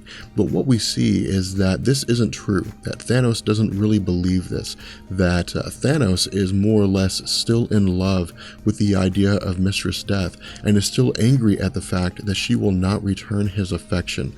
From here, we see that Adam Warlock is preparing forces. He's preparing these superheroes for the roles that they're going to have to face. He says that the battle that's coming is going to be fierce and it's going to be awesome, and that it may very well cost the lives of several superheroes, but that's the price that they have to pay. He says that Doctor Strange has conjured mystic conduits that are going to lead them to particular places, to particular locations where they need to be due to the plan that Adam Warlock has created in order for this to succeed, and that if any of them deviate from this plan, that it could very well lead to the ruin of the universe as well as all of the superheroes who are fighting at this point in time. What we also see is that a spell has been cast that's going to allow these forces to breathe within the depths of space for 60 minutes without any kind of assistance. And this will become very important, because one thing I want you guys to keep in mind when we get into the coming conflict of the Infinity Gauntlet is that everything that's going to take place will take place over 60 minutes, and we will see when that 60 minutes ends. We'll know when that 60 minutes comes to an end. That's one of the things that Marvel will tell us, is that the 60 minutes is over. And so what he also says here is that Doctor Strange is going to be in the background. Doctor Strange is going to be monitoring everything, and he's going to be keeping Adam Warlock aware of what's going on telepathically from the perspective of every single superhero. At this point, we see that Silver Surfer and Adam Warlock leave. They transition or take off to about a light year away from where Thanos is currently at. And the Silver Surfer is a little angry about this. The Silver Surfer is a little irritated about this, that they're simply standing on the sidelines, that they are off to the side while everybody else is engaging in the conflict. And Silver Surfer tells us that he is at full power now. He is completely rejuvenated, and that his strength would be a vast asset to the coming battle, to the various superheroes. And Adam Warlock says that he is right, but that his strength will most be needed when the time is right. And so what he tells the Silver Surfer is that he simply just needs to wait. But Silver Surfer, much like a lot of very proud superheroes, doesn't want to, but he swallows his pride here and simply says okay. And what Adam Warlock tells us is that Silver Surfer doesn't truly understand, he doesn't truly comprehend the situation, that Thanos he controls all facets of time, reality, space, power, the soul, and the mind, and that this isn't some kind of grandiose statement, that this is absolute truth, that he's totally invincible, that he is completely omnipotent, that this rhetoric, this statement isn't just simply rhetoric, that this is basically the definition of Thanos, that he controls all reality, he controls all there is. He says that the power of the allies, of these superheroes, is less than nothing to Thanos, that they are defeated before the battle even begins, but that the true purpose of their attack is to simply be a diversion, that they are sacrificial lambs. From here, we're going to bring this comic or bring this video to an end, and in the next video we'll pick up with the oncoming conflict. We'll pick up with the true conflict as we get into all of these superheroes fighting against the forces of Thanos. So as we get into part 4 of the Infinity Gauntlet storyline, we're going to be seeing this comic unfolding from the perspective of Eros. And again, Eros is the brother of Thanos, and Eros has had his ability to speak removed. But he's simply going to be telling us more or less, throughout his thoughts, what it is that's going on here, what it is that's taking place. What we're also going to be seeing here is, for the most part, an absolute slaughter. We're going to be seeing the Earthbound superheroes really not being able to do anything to oppose the power of Thanos, but the things that he does to them, the way that he chooses to defeat them, I think are very interesting. And if this sort of story plays out in the Marvel Cinematic Universe, if Marvel is truly going the direction of the Infinity Gauntlet, then I think for the most part, with the exception of characters like Cyclops and Silver Surfer being interchanged with other characters, that we'll see this story unfolding in such a way to where it will be very intriguing and a very rich sort of conflict. And what we see happening as the comic opens up is that the Earthbound superheroes are at the shrine of Mistress Death. They have arrived at Thanos' location to begin the conflict, but Thanos has used the time gem to freeze time completely. The only people who were not affected by the freezing of time is Mephisto, Mistress Death, Nebula, Terraxia, who of course was a creation of Thanos, and the Watcher and Eros. And what Thanos does here, what he sort of comments on, is the fact that if this is the force that these superheroes were able to muster together, then he's really not too concerned. He could simply use his reality gem and just blink them out of existence entirely. And what we see Mephisto saying is that there are other individuals with which Thanos should concern himself with. That Thanos should concern himself with the Silver Surfer and with Adam Warlock. And Thanos remarks by saying that these two individuals appear to be the only two individuals who were intelligent enough to not challenge his omnipotence. And I would like you guys to pay very close attention here, because again, this is Thanos demonstrating a vast amount of arrogance. Thanos, while he's normally level-headed and extremely intelligent, ruthless, and cunning, seems to have run away with the ability that he has, seems to have run away with his power. And he's more or less being governed by arrogance and the belief of absolute power, rather than thinking rationally and simply just ending the conflict to ensure his absolute victory. Now, what we also see Mephisto doing here is something very interesting, something very intriguing. Mephisto tells Thanos to stay his hand, to not kill Adam Warlock and the Silver Surfer. In addition, what he says is that this may be an opportunity in disguise. Thanos asks Mephisto to continue, and what Mephisto says is that Lady Death, Mistress Death, just like any other woman, has her heart warmed by courage. Despite the fact that her heart is cold, she may find that because Thanos is willing to be courageous, that she may find herself more attracted to him than she previously did. And the question Thanos has is, how do I demonstrate this courage? How can I demonstrate the fact that I'm courageous when I'm going against forces that have no ability to stop me? And what Mephisto says is to not use the complete power of the gauntlet, to more or less use a portion of the power that the gauntlet has, to allow these superheroes a chance of victory. And if they are victorious, then he will die in the face of courage, and he will earn the heart of Mistress Death, or he will fight and win the conflict with everything he has, thereby continuing to demonstrate courage and winning the heart of Mistress Death. And that because Thanos has so much power, that this is not something that's outside of his ability to control. This element, this idea immediately rings a tone with Thanos. Thanos latches onto it. and believes that this may very well be the case. And we see Eros commenting on this. Eros says that this is very strange, this is very weird, that for the most part, Mephisto just allowed the Earthbound superheroes the slightest chance for victory, however small, however unlikely it may be. They stand more of a chance now than they ever did before. And so he's more or less trying to figure out what kind of game Mephisto is playing here, what it is that he's doing. And so what we see Thanos doing is unfreezing time. Thanos, for the most part, allows the conflict to continue using only the power gem. Now, the other thing here is that Eros sees that somebody is standing over him, and when he looks up, he realizes that it's only Nebula. Now, Nebula is someone I would like you to keep in the back of your head, because Nebula will become extremely important in the Infinity Gauntlet storyline.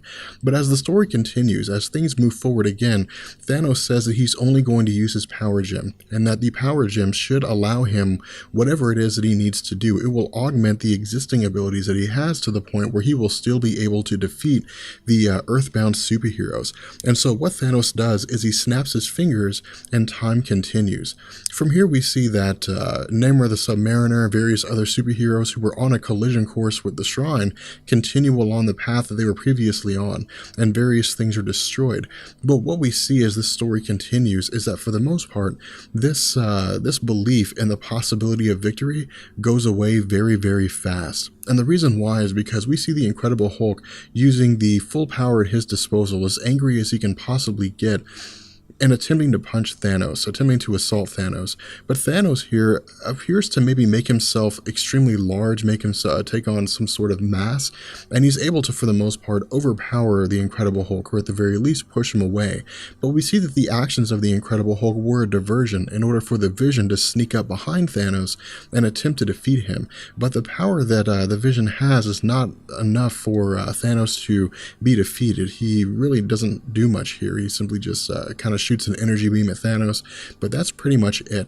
And again, we see Eros continuing to comment here, saying that this strategy was flawlessly executed, that this strategy was absolutely perfect, and that a lesser foe, anyone other than Thanos, would have been defeated here. But in the end, they're fighting Thanos. And even if Thanos were not using the Infinity Gauntlet, he would still be able to withstand the power of this attack due to the vast power that Thanos has. Thanos goes on to comment and say that he never would have expected this kind of an attack, that this actually took him by surprise. And again, we see Eros also commenting, saying that Captain America is leading the charge, which is the reason why a lot of these attacks are so well coordinated. We see Captain America commenting and saying to continue on relentlessly trying to overpower Thanos, to continue trying to do what they can to defeat Thanos. But again, we switch back to Eros here. And Eros continues to comment and say that these hopes are vain. The possibility of defeating Thanos is simply just something that can't be done. And that for the most part, he's awestruck by the fact that in the face of almost guaranteed victory, that the Earthbound superheroes continue. At this point, we switch over to Adam Warlock and the Silver Surfer, and Adam Warlock asks the Silver Surfer how the conflict is going, and the Silver Surfer says it's going exactly as expected, which of course means that they simply didn't expect these superheroes to be very successful. And the Silver Surfer says that he should be there with them, he should be fighting alongside them. And Adam Warlock says this would be utter folly. And the reason why he says this would be folly is because the Silver Surfer has a vast and important role that he is supposed to play here. But Adam Warlock won't tell the Silver Surfer what it is, because if the Silver Surfer knows what it is, Thanos could read the Silver Surfer's mind and prepare himself for the attack. But when Silver Surfer asks Adam Warlock whether or not this is something that he should concern himself with, that Thanos may read his mind, Adam Warlock replies by saying that this is not something that Thanos would do. Now, the whole reason why is something that's not necessarily explained to us in this issue, but in previous issues, and especially the ongoing series right now regarding Adam Warlock and Thanos in the Marvel comics, and Adam Warlock's return to the Marvel universe, gives us an indication into how it is their inner minds work, which actually work in a very warped way. They have this extremely kind of screwed up perspective on the universe. But we switch back to the conflict with Thanos, who is now fighting against Namor the Submariner and She-Hulk. And what we see is that Thanos physically punches both of them. He physically touches both of them. And when he does, some kind of growth begins to develop on them. And the growth begins to spread extremely fast. And what this is something that we're not explicitly told. They simply just seem to be covered in dirt or seem to be converting into dirt, indicating to us that maybe Thanos is either using the power gem to possibly hyper jump their evolution, or is using the power gem to warp them into something else. But whatever it is that happens to take place here, Name of the Submariner and She-Hulk are effectively out of commission. They're no longer able to fight alongside the other superheroes. And this again is what we see being continued on with this discussion with Eros. Eros says that the campaign that's going on here, the conflict that's going on here, the way that things are being fought is Thanos' forte. This is Thanos at his absolute peak, at his absolute best. He is really in full form here. And the reason why is because Thanos always does best when he's put into a circumstance where he has to use his intellect in conjunction with his power. And this is what we see Thanos doing. Thanos is more or less countering the attacks of various superheroes, but is doing it in such a way to where he has to think out what it is that they're going to do. From here we see Thor and Doctor Doom continuing an attack on Thanos. And again, Thor simply just throws his hammer. Eric Masterson throws his hammer into Thor, or into Thanos, and Thanos seems to be knocked down here. At this point, Doctor Doom goes to make a grab for the gauntlet. And again, this was the entire intention of Doctor Doom coming along here. Doctor Doom didn't really care about the survival of the universe, only insofar that he survived. His main goal here was to grab the Infinity Gauntlet, was to attain absolute power. But what we see as Doctor Doom attempts to grab the gauntlet is that Thanos is able to throw him off. Thanos is able to shoot him to the other side of the shrine as a consequence of Doctor Doom trying to grab his gauntlet. At this point, we switch to Thor, to Eric Masterson, who is continuing to attempt to combat Thanos. But for the most part, he's just not very effective here. As Eric Masterson throws the hammer of Thor towards Thanos, Thanos creates a portal, and the portal sends the hammer somewhere else. Now, we're not exactly sure where it sends it at the moment, but Eric Masterson begins to panic, and the reason why here is because if he does not re-attain the hammer within 60 seconds, he'll turn back into his normal mortal form. He'll lose the form of Thor. And so we see him saying that every moment has to be counted here, that he has to do everything he can to punch Thanos. But as this conflict continues, as his assault on Thanos continues, we see that Thanos is slightly taken aback as Eros comments, but in the end, it doesn't really matter, that Thanos is easily able to overpower Thor. And what he says is that this is a massive blow to the morale of the superheroes, because this was a very high-stakes card game, and that Thor, due to his vast power and the power that he has while wielding the hammer, was their ace in the hole. But because of the fact that Eric Masterson is so easily defeated by Thanos, it really shines a light on how little of a chance the Earthbound superheroes have against fighting Thanos. At this point, we switch to Firelord, and Firelord is beginning his assault on Thanos, but again, this is simply just a distraction. And the distraction will, for the most part, cost the life of Firelord, but in return, we'll see that Wolverine is able to jump into action to attempt to destroy Thanos, to attempt to kill Thanos using his adamantium claws. But again, this doesn't really matter that much. This is just another instance of Thanos using his power. And what Thanos does is more or less warp the mind or warp the body of Wolverine, warp his adamantium skeleton. And what he does here is he changes the metal, the adamantium in his body, into a rubbery material. And so Wolverine's bones are now rubber. His body is just simply not able to move. He has no real solid form. And so Wolverine now is completely out of commission. At this point, we switch over to Doctor Doom, who is attempting to again assault Thanos once more. He is starting his attack, and Thanos comments by asking Doctor Doom if he's attempting to take another shot at stealing his Infinity Gauntlet. And Doctor Doom says that only death will stay his hand, that only death will keep him from attempting to usurp Thanos' power, and Thanos simply says that can be arranged. At this point, we switch over to Adam Warlock and the Silver Surfer, and Eternity Infinity has made his presence known to Adam Warlock, saying that they grow restless, that the cosmic entities are ready to get involved in the conflict, but Adam Warlock simply sends him off and tells him that if he stays, that Thanos will sense his presence, and Thanos will be aware of the next step of the conflict. We also see that Adam Warlock tells the Silver Surfer that to him, eternity is no more of a piece on the chessboard than the other superheroes who are fighting. And Silver Surfer gets angry here that Adam Warlock views this conflict as nothing more than a game. But what Adam Warlock says is that if he viewed this as anything other than a game, then he wouldn't be able to go on, just because the overall pressure, the consequences of what it would mean to fail would overwhelm him. At this point, we switch back to Thanos as he's fighting the Scarlet Witch and Cyclops. And again, we see Eros continuing to comment here. And Eros says that for the most part, the power of Cyclops and the Scarlet Witch are again really nothing compared to the power that Thanos has. And that Thanos, weighing the options of the power that these individuals possess, chooses to go after the Scarlet Witch first. And he uses his powers to more or less override the ability that the Scarlet Witch has, to overcharge her powers, and to more or less, I guess, put her out of commission. At this point, he switches over to Cyclops, and Cyclops, continuing to use his optic beams on Thanos, that blasts him with a vast amount of power, and then suddenly stops. And because he suddenly stops, Thanos is thrown off guard. Eros comments that this is a masterful move, and that the basis of this was to throw Thanos off guard so that Tony Stark, Iron Man, could swoop in and deal a energy shot to Thanos. But again, the power that Iron Man has here is just not enough to really do anything against Thanos. It's just not enough to do any real damage to Thanos, even while he's simply just using the power gem. And so what we see is that Terraxia jumps into the fray, and Terraxia does what she can to physically defeat Iron Man.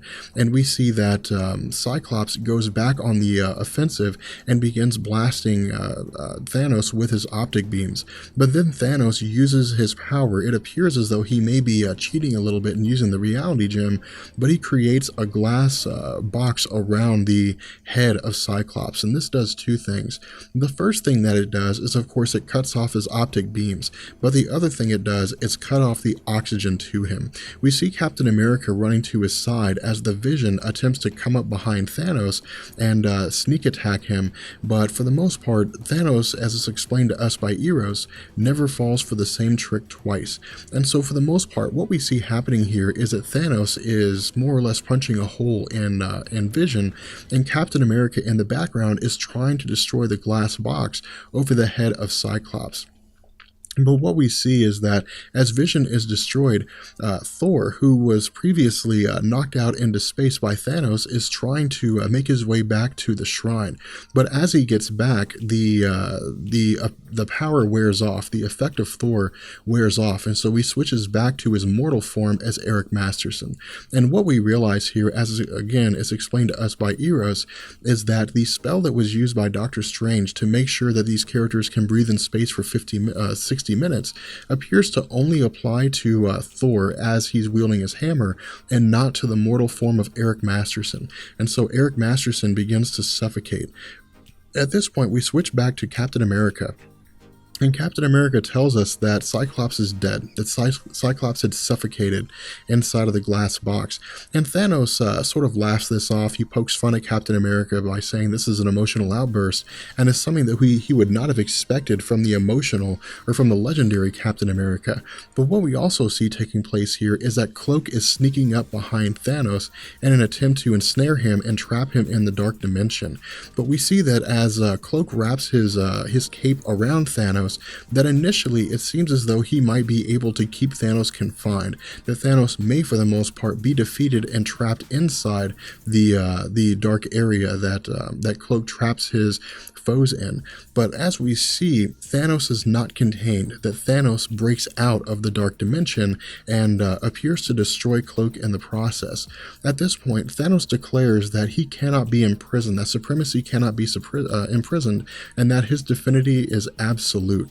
At this point, we see that again, the superheroes begin to go on the offensive against Thanos and his forces.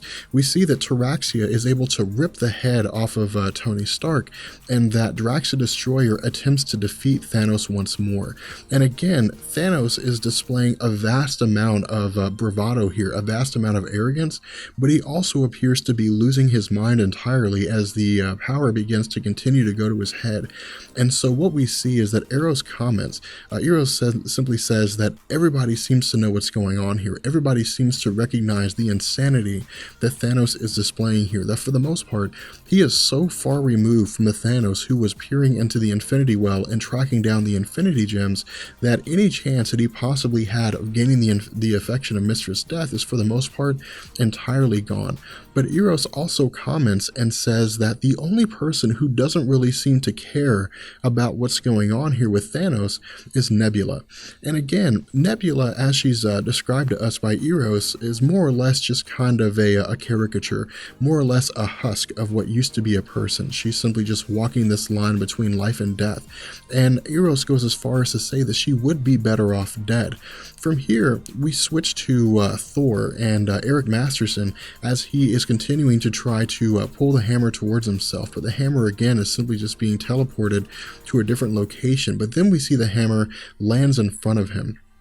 And when he does, as he's momentarily approaching death, he picks up the hammer and is granted the power of Thor again. At this point, we see that Thanos opens up a time portal, and he sucks in Drax the Destroyer and Firelord, and they're sent back into the Earth's prehistoric period.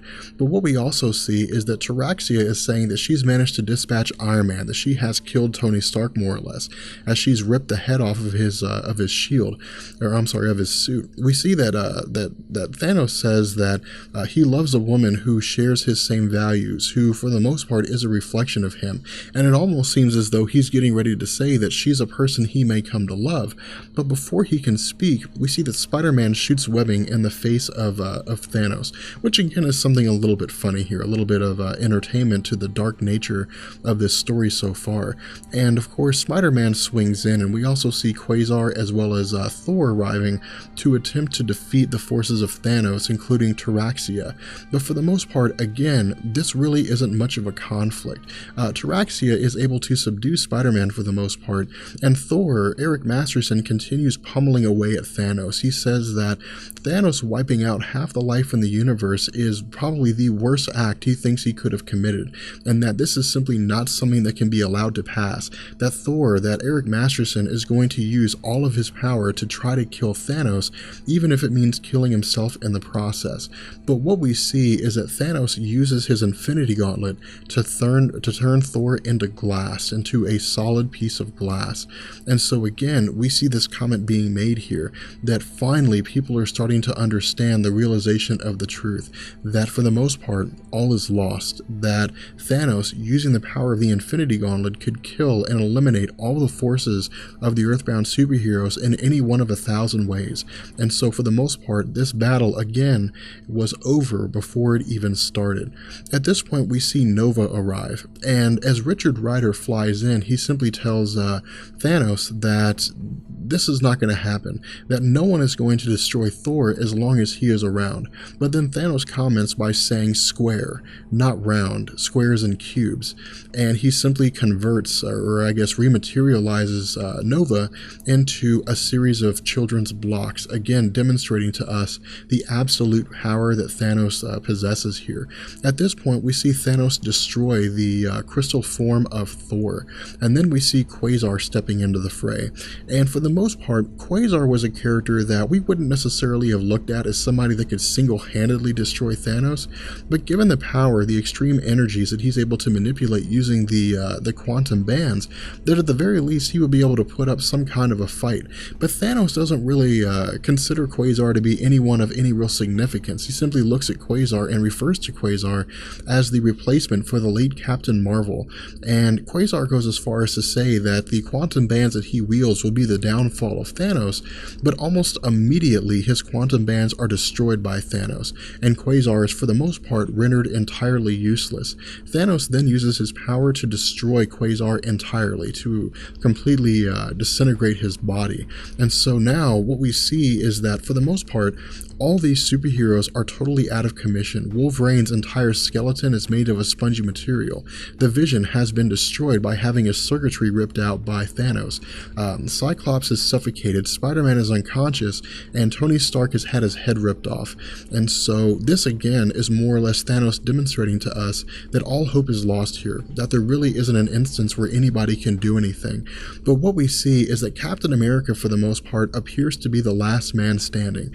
And Captain America simply tells Thanos that it's not over until it's over, that until all of the Earthbound heroes are dead, until there's no one left to fight Thanos, that there will always be somebody to pick up the mantle, and that for Captain America, he had always lived by the fact that for him, good will always triumph, that you have to fight until the end, even if the end means your certain death. But what we also see here is Adam Warlock telling the Silver Surfer to prepare himself, to get ready. And so we see that Captain America begins to advance onto Thanos, and to more or less, despite the fact that he's vastly outpowered by Thanos, to refuse to accept defeat, to more or less tell Thanos that he's going to do everything he can to attempt to stop him. And what Captain America says here again is that as long as one man stands, Thanos will never be able to claim victory. But Thanos says that these are noble sentiments, that these are noble sentiments from a person who's about to be killed. We see that Silver Surfer says that Thanos is going to kill Captain America, and so he has to intervene, but Adam Warlock says to wait. Captain America replies to Thanos by saying that he's always held these sentiments, that he's always believed that one man can make the difference between absolute defeat and absolute victory. And so these words, this creed that he has is a creed worth dying for. And Thanos simply replies by saying, then he shall die for these words. And he simply destroys his shield by smacking it. At this point, we see that as he's getting ready to deal the killing blow to Captain America, we see that Adam Warlock yells at Silver Surfer to run, to move as fast as he can. And so we see Silver Surfer using all of his energy to travel as fast as he possibly can across the cosmos to where Thanos is at. And in almost the blink of an eye, Silver Surfer has arrived at his location. And what we see is that the goal of Silver Surfer here is to snatch the Infinity Gauntlet off the hand of Thanos as he's getting ready to kill Captain America. But at the very last second, we see that Thanos realizes what it is that the Silver Surfer is trying to do and is able to keep his Infinity Gauntlet from being stolen. At this point, Thanos begins to come to. He begins to regain his senses, regain his sanity, and he realizes that he's been a fool here, that he has allowed the words of Mephisto to more or less override his logic, override his reason. And so he more or less reverts back to the old Thanos that we knew, where he would go into conflicts with a logic, with a solid mindset in terms of how best to defeat his opponents.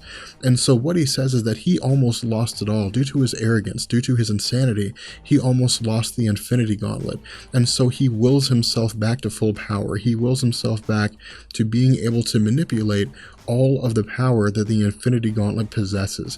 And so the first thing we see him do is say that he wills himself to clear the entire battlefield of everything that's there, to clear the entire battlefield of all the dead bodies and all the destruction, because what's coming is going to be a far greater struggle than what he's just been through.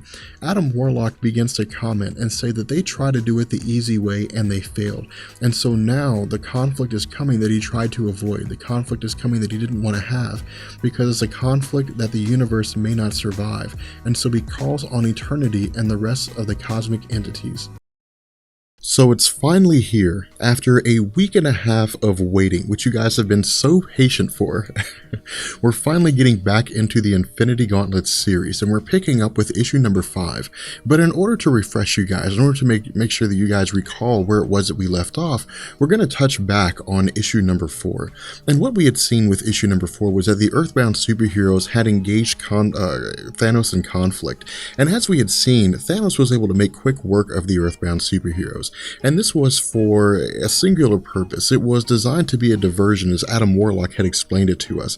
There was no real expectation that the Earthbound superheroes would succeed. The purpose of them was to distract Thanos away from Adam Warlock's actual plan. And the plan that Adam Warlock had was to have the Silver Surfer intervene at the most opportune moment, whereby he would snatch the gauntlet off the hand of Thanos.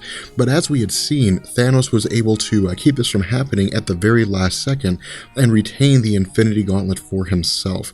And so we saw Adam Warlock bringing in the second group of forces. We saw him introducing the cosmic entities. And as we see with issue number 5, as it begins to open up, is that Thanos is confronting the cosmic entities. And again, I'd like you to notice the amount of arrogance that Thanos is displaying here. What he's telling the cosmic entities is that the power he possesses is beyond anything they could understand. And again, this is Thanos being very arrogant. The first reason why he's so arrogant here, the reason why it seems that he's so confident, is because he possesses all this power.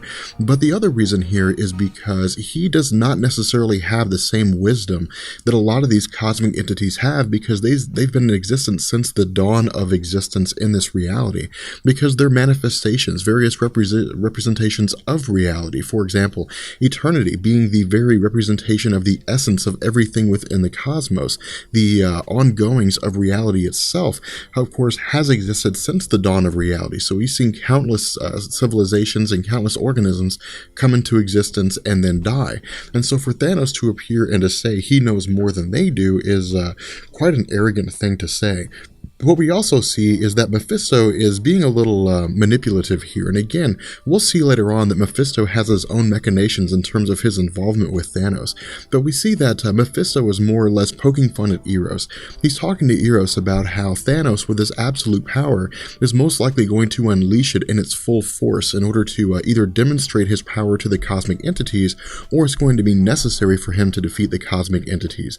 But because such a vast amount of power is going to be released in such a way that most likely it will result in the destruction of Eros. Now, he says that because Thanos can manipulate the very fabric of reality, most likely he will destroy anything he cares about, restore anything he cares about that had been destroyed, and that this may very well include Eros. But he says that if Eros is brought back, that most likely he will be brought back in the same form as Nebula, more or less a husk of what used to be a sentient being. And so for Eros, this is horrifying. Eros is absolutely distraught at the idea of coming back and kind of walking this line between life and death, not necessarily being considered alive, but not being allowed to die. And so what we see as the conflict begins to unfold, as things begin to progress, is that Thanos unleashes this power that he has. And the way it's done here, it seems to be just absolute power, absolute raw ability. And the Watcher explains to us in telling us that this is the initial clash, this is the initial conflict that the cosmic entities have with Thanos. And what we'll see as the story progresses is that the cosmic entities will each take turns trying to defeat Thanos using the powers that are relevant to them. And what the Watcher tells us here is that he's afraid that this may very well herald the end of the universe. This may bring everything to an end just because of the sheer amount of power that's going to be displayed. But as we see, as things begin to take their toll, as the damage begins to become apparent, that the entire shrine that Thanos had made towards Mistress Death had been destroyed, as well as, according to the Watcher, various solar systems and galaxies within the direct, or I guess the immediate area of where Thanos is unleashing his power from. We then, at this point, switch to Eros, and Eros was absolutely certain he was going to be killed. He was absolutely sure he was going to die. But what was very surprising to Eros was not only the fact that he was very much alive, but the fact that he was being saved or being kept alive by Mistress Death herself alongside Nebula. And so what Eero speculates here is that the hatred that Mistress Death has for Thanos is quite possibly something none of them can understand, just because she's going to the lengths of saving the individuals which Thanos detests the most. And so again, this may simply just be an instance of her saying that she absolutely despises Thanos. At this point, we switch to Adam Warlock and the Silver Surfer. Then Adam Warlock comments that it's absolute luck that they survived, that for whatever reason they somehow made it out of here. But almost immediately after the initial explosion and they're sort of calming down due to the fact that they've managed to survive this, there's some kind of strange thing emanating around them. And what Adam Warlock tells the Silver Surfer is that this is an interdimensional distortion cascade. Now, what this means exactly is not something that's explained to us this moment, but what we see as the story continues is that Adam Warlock says that they need to get out of here as soon as they can, because if they get sucked into it, they may not survive. They may be sent to another dimension. They may be eradicated entirely. In addition, this interdimensional distortion cascade is explained to us further once it reaches the planet Earth. And what this seems to be is perhaps a weakening or maybe a dissolving of the barriers between dimensions, between realities. And this seems to become apparent for a couple reasons. The first is that at this point, again, the Earth has been moved or has been sort of bumped out of its orbit from the Sun, and so the Earth is becoming colder and colder. But we see that the portal between the negative zone where Annihilus resides and the planet Earth seems to have at the very least been weakened or maybe torn apart entirely. And so Annihilus is able to enter the dimension of the Earth 616 universe and the planet Earth from the negative zone. From here, we see Annihilus continuing to implement his schemes with the cosmic control rod and his forces, saying that they are for the most part going to conquer the planet Earth. At this point, we switch back to Thanos, and what we see Thanos doing is using his Infinity Gauntlet to demonstrate his absolute power, to demonstrate his ability. And as the Watcher describes it to us, this is something to behold, that the heavens themselves tremble. Now again, the important thing to keep in mind here is that despite the fact that Thanos is able to wield all of this power, that it is confined to the Earth 616 universe, that Thanos is not affecting any other universes that may exist or that do exist around him. What we also see is that the Celestials are the first ones to step into the conflict towards Thanos, and the Celestials use various planets as a means to attempt to topple Thanos or attempt to somehow destroy him or incapacitate him. And the Watcher says that these planets are inhabited, although it may very well be that at this point, because they're so far removed from the warmth of the sun that most likely would have kept the inhabitants alive, that they may very well be dead, that it's not relevant, that the goings-on of these organisms, these celestial beings, cannot be a consideration in this conflict, that they have to more or less be sacrificed in order for the greater good to come out. But we see that again, Thanos is able to use the power of the Infinity Gauntlet to easily not only destroy these planets, the forces that the Celestials are trying to use to defeat Thanos, but to defeat the Celestials entirely. Now, it's important to remember Thanos isn't actually killing the Celestials. He's more or less simply just sort of defeating them here.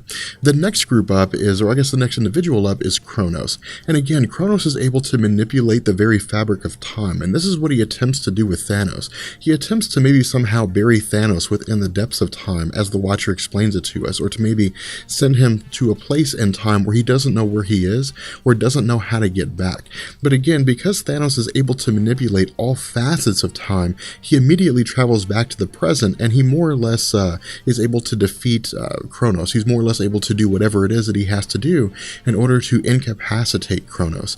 At this point, we jump to Master Order and Lord Chaos. And what we see Master Order and Lord Chaos doing here is using their respective powers, using their respective dichotomies, I guess in an attempt to sort of dichotomize Thanos, in an attempt to, I guess, maybe strip away the order that makes him who he is, the very fundamental fabric of his existence, by separating the element of him that is, I guess, orderly, and the element of him that is absolutely chaotic.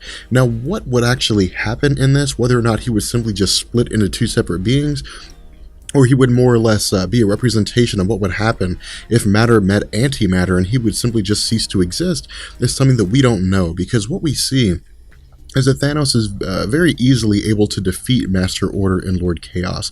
He's able to, as the Watcher explains it, retain his own individuality. He's able to maintain what it is that makes him a complete being. From here, we switch to the Stranger, to Galactus, and to the representation, I guess, of the new form of Eon. And what we see here is that these individuals attempt to use their absolute power. They attempt to use all the power that's available to them in an attempt to more or less override or to overthrow the power of Thanos, to simply just, I guess, encompass him with so much power that there really isn't anything he can do to stop them. But again, we see Thanos simply just using the power of the Infinity Gauntlet to easily defeat them. And what you're seeing here is this kind of pattern. You're seeing that Thanos is able to more or less just use the Infinity Gauntlet to simply wipe away everything that everybody is, to simply just eliminate them almost entirely. Now again, he's not killing them, he's simply just incapacitating them or demonstrating to them that there's nothing they can really do. At this point, we switch to Thanos sort of having this debate between himself. He's arguing with himself here. He's saying that on one side, that somehow he may have lost his mind here, that these individuals are his friends, they're his heavenly brothers as he describes them. But on the other side, he's arguing with himself. He's saying that they deserve what's taking place here. They deserve the punishment that he's giving them, and that he's going to kill them all. But then we see that Thanos begins to realize what it is that's taking place. He realizes that this is not necessarily an actual argument that he's having with himself, that his emotions, his perspectives are being manipulated, and that these perspectives are being manipulated by Mistress Love and Sire Hate. And again, these are the opposing forces of love and hate within the universe, and Thanos is able to banish them. He's able to defeat them in the same way that he was able to defeat the other cosmic entities. But then we see that Mephisto makes his machinations known.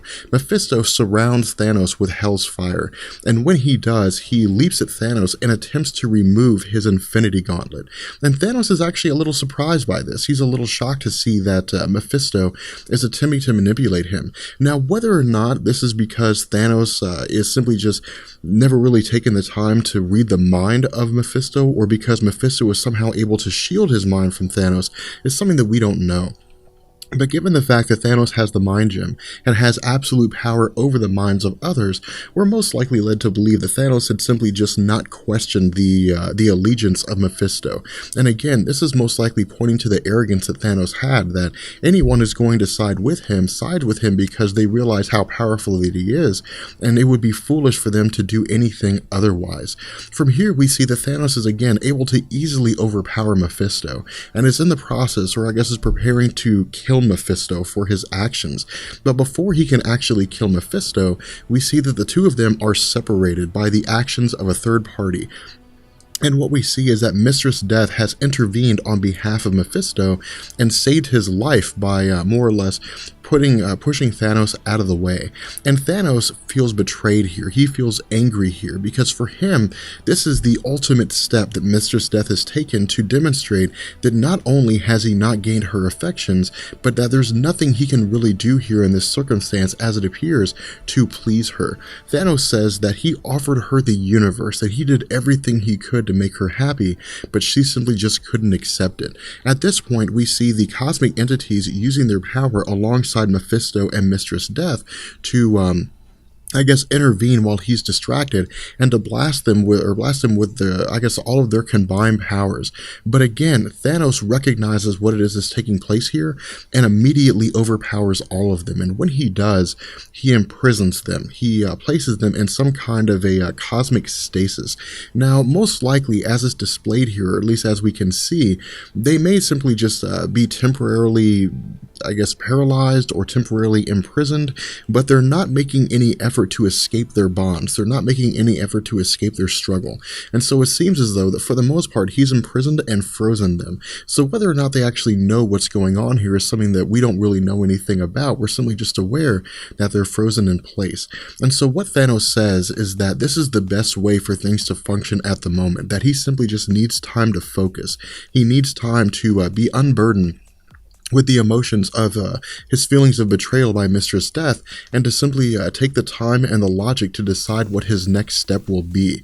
At this point, we see that Adam Warlock and the Silver Surfer don't necessarily go as far as to say that all time, or I guess all hope, may be lost, but they're actually going through the process of trying to find survivors, because again, some of these superheroes are still left alive, and so what they say is that among the wreckage, they need to find help.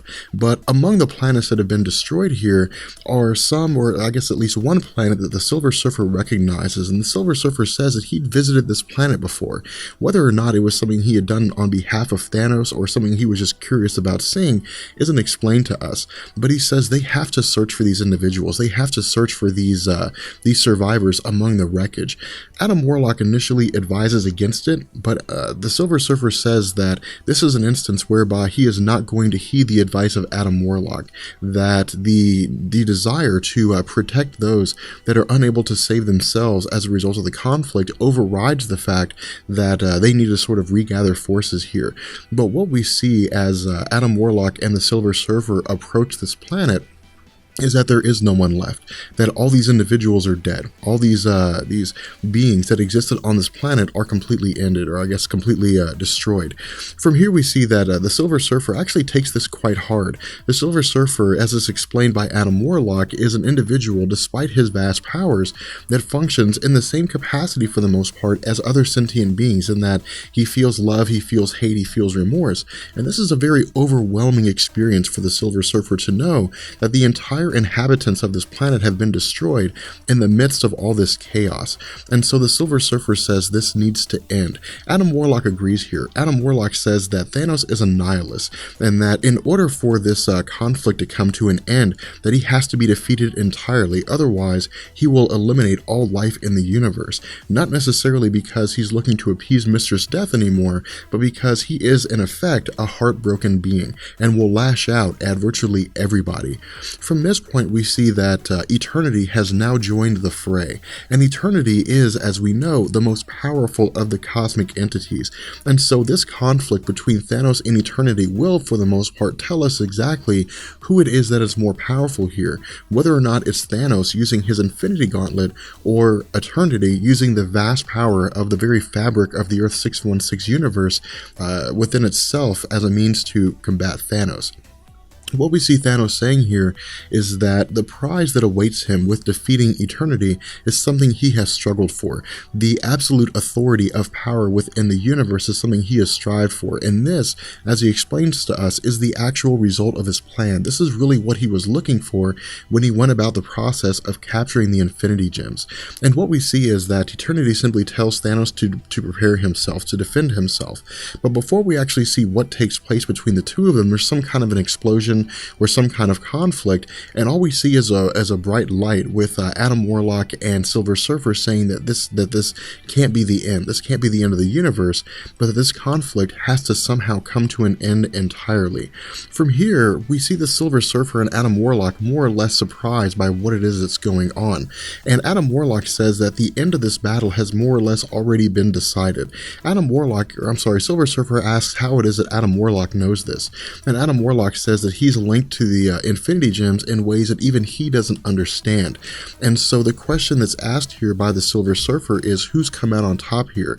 Is it Eternity, or is it Thanos with the Infinity Gauntlet? What he says is that the person who loses is the person who has chosen defeat subconsciously, who has already simply just allowed himself to lose. And so what we see Adam Warlock more or less saying is that the successor here is most likely Thanos. And the reason why is because Eternity recognized the fact that Thanos probably has more power than he does, but that Eternity is not fighting logically, he's not fighting reasonably, he's fighting out of anger, he's fighting out of rage, he's allowing his emotions to get the better of him. And when a person fights in an emotional state, they're not thinking rationally, and by virtue, they can't be intelligent. At this point, we see Adam Warlock telling Doctor Strange that they need to be retrieved, and so Doctor Strange teleports them back to the planet Earth. What we see, again, kind of going going on here is this explanation of what all's taken place, that the cosmic entities have been imprisoned. But then we get, I guess, a little further expansion by saying here that that eternity is one of the cosmic entities that has now been imprisoned, indicating to us that Thanos has in fact come out on top, that Thanos has been able to use his power to defeat eternity. And so from here we see that for the most part, Thanos doesn't necessarily appear to be dead, he simply appears to be unconscious, and Terraxia is trying to speak with him. She's trying to awaken him from his state, and she asks him to simply just speak, to say something, to do something to indicate that he's alive. But what we see is that Thanos appears in the cosmic entity form of eternity, indicating to us that Thanos has usurped eternity as the absolute authority within the Marvel Earth 616 universe.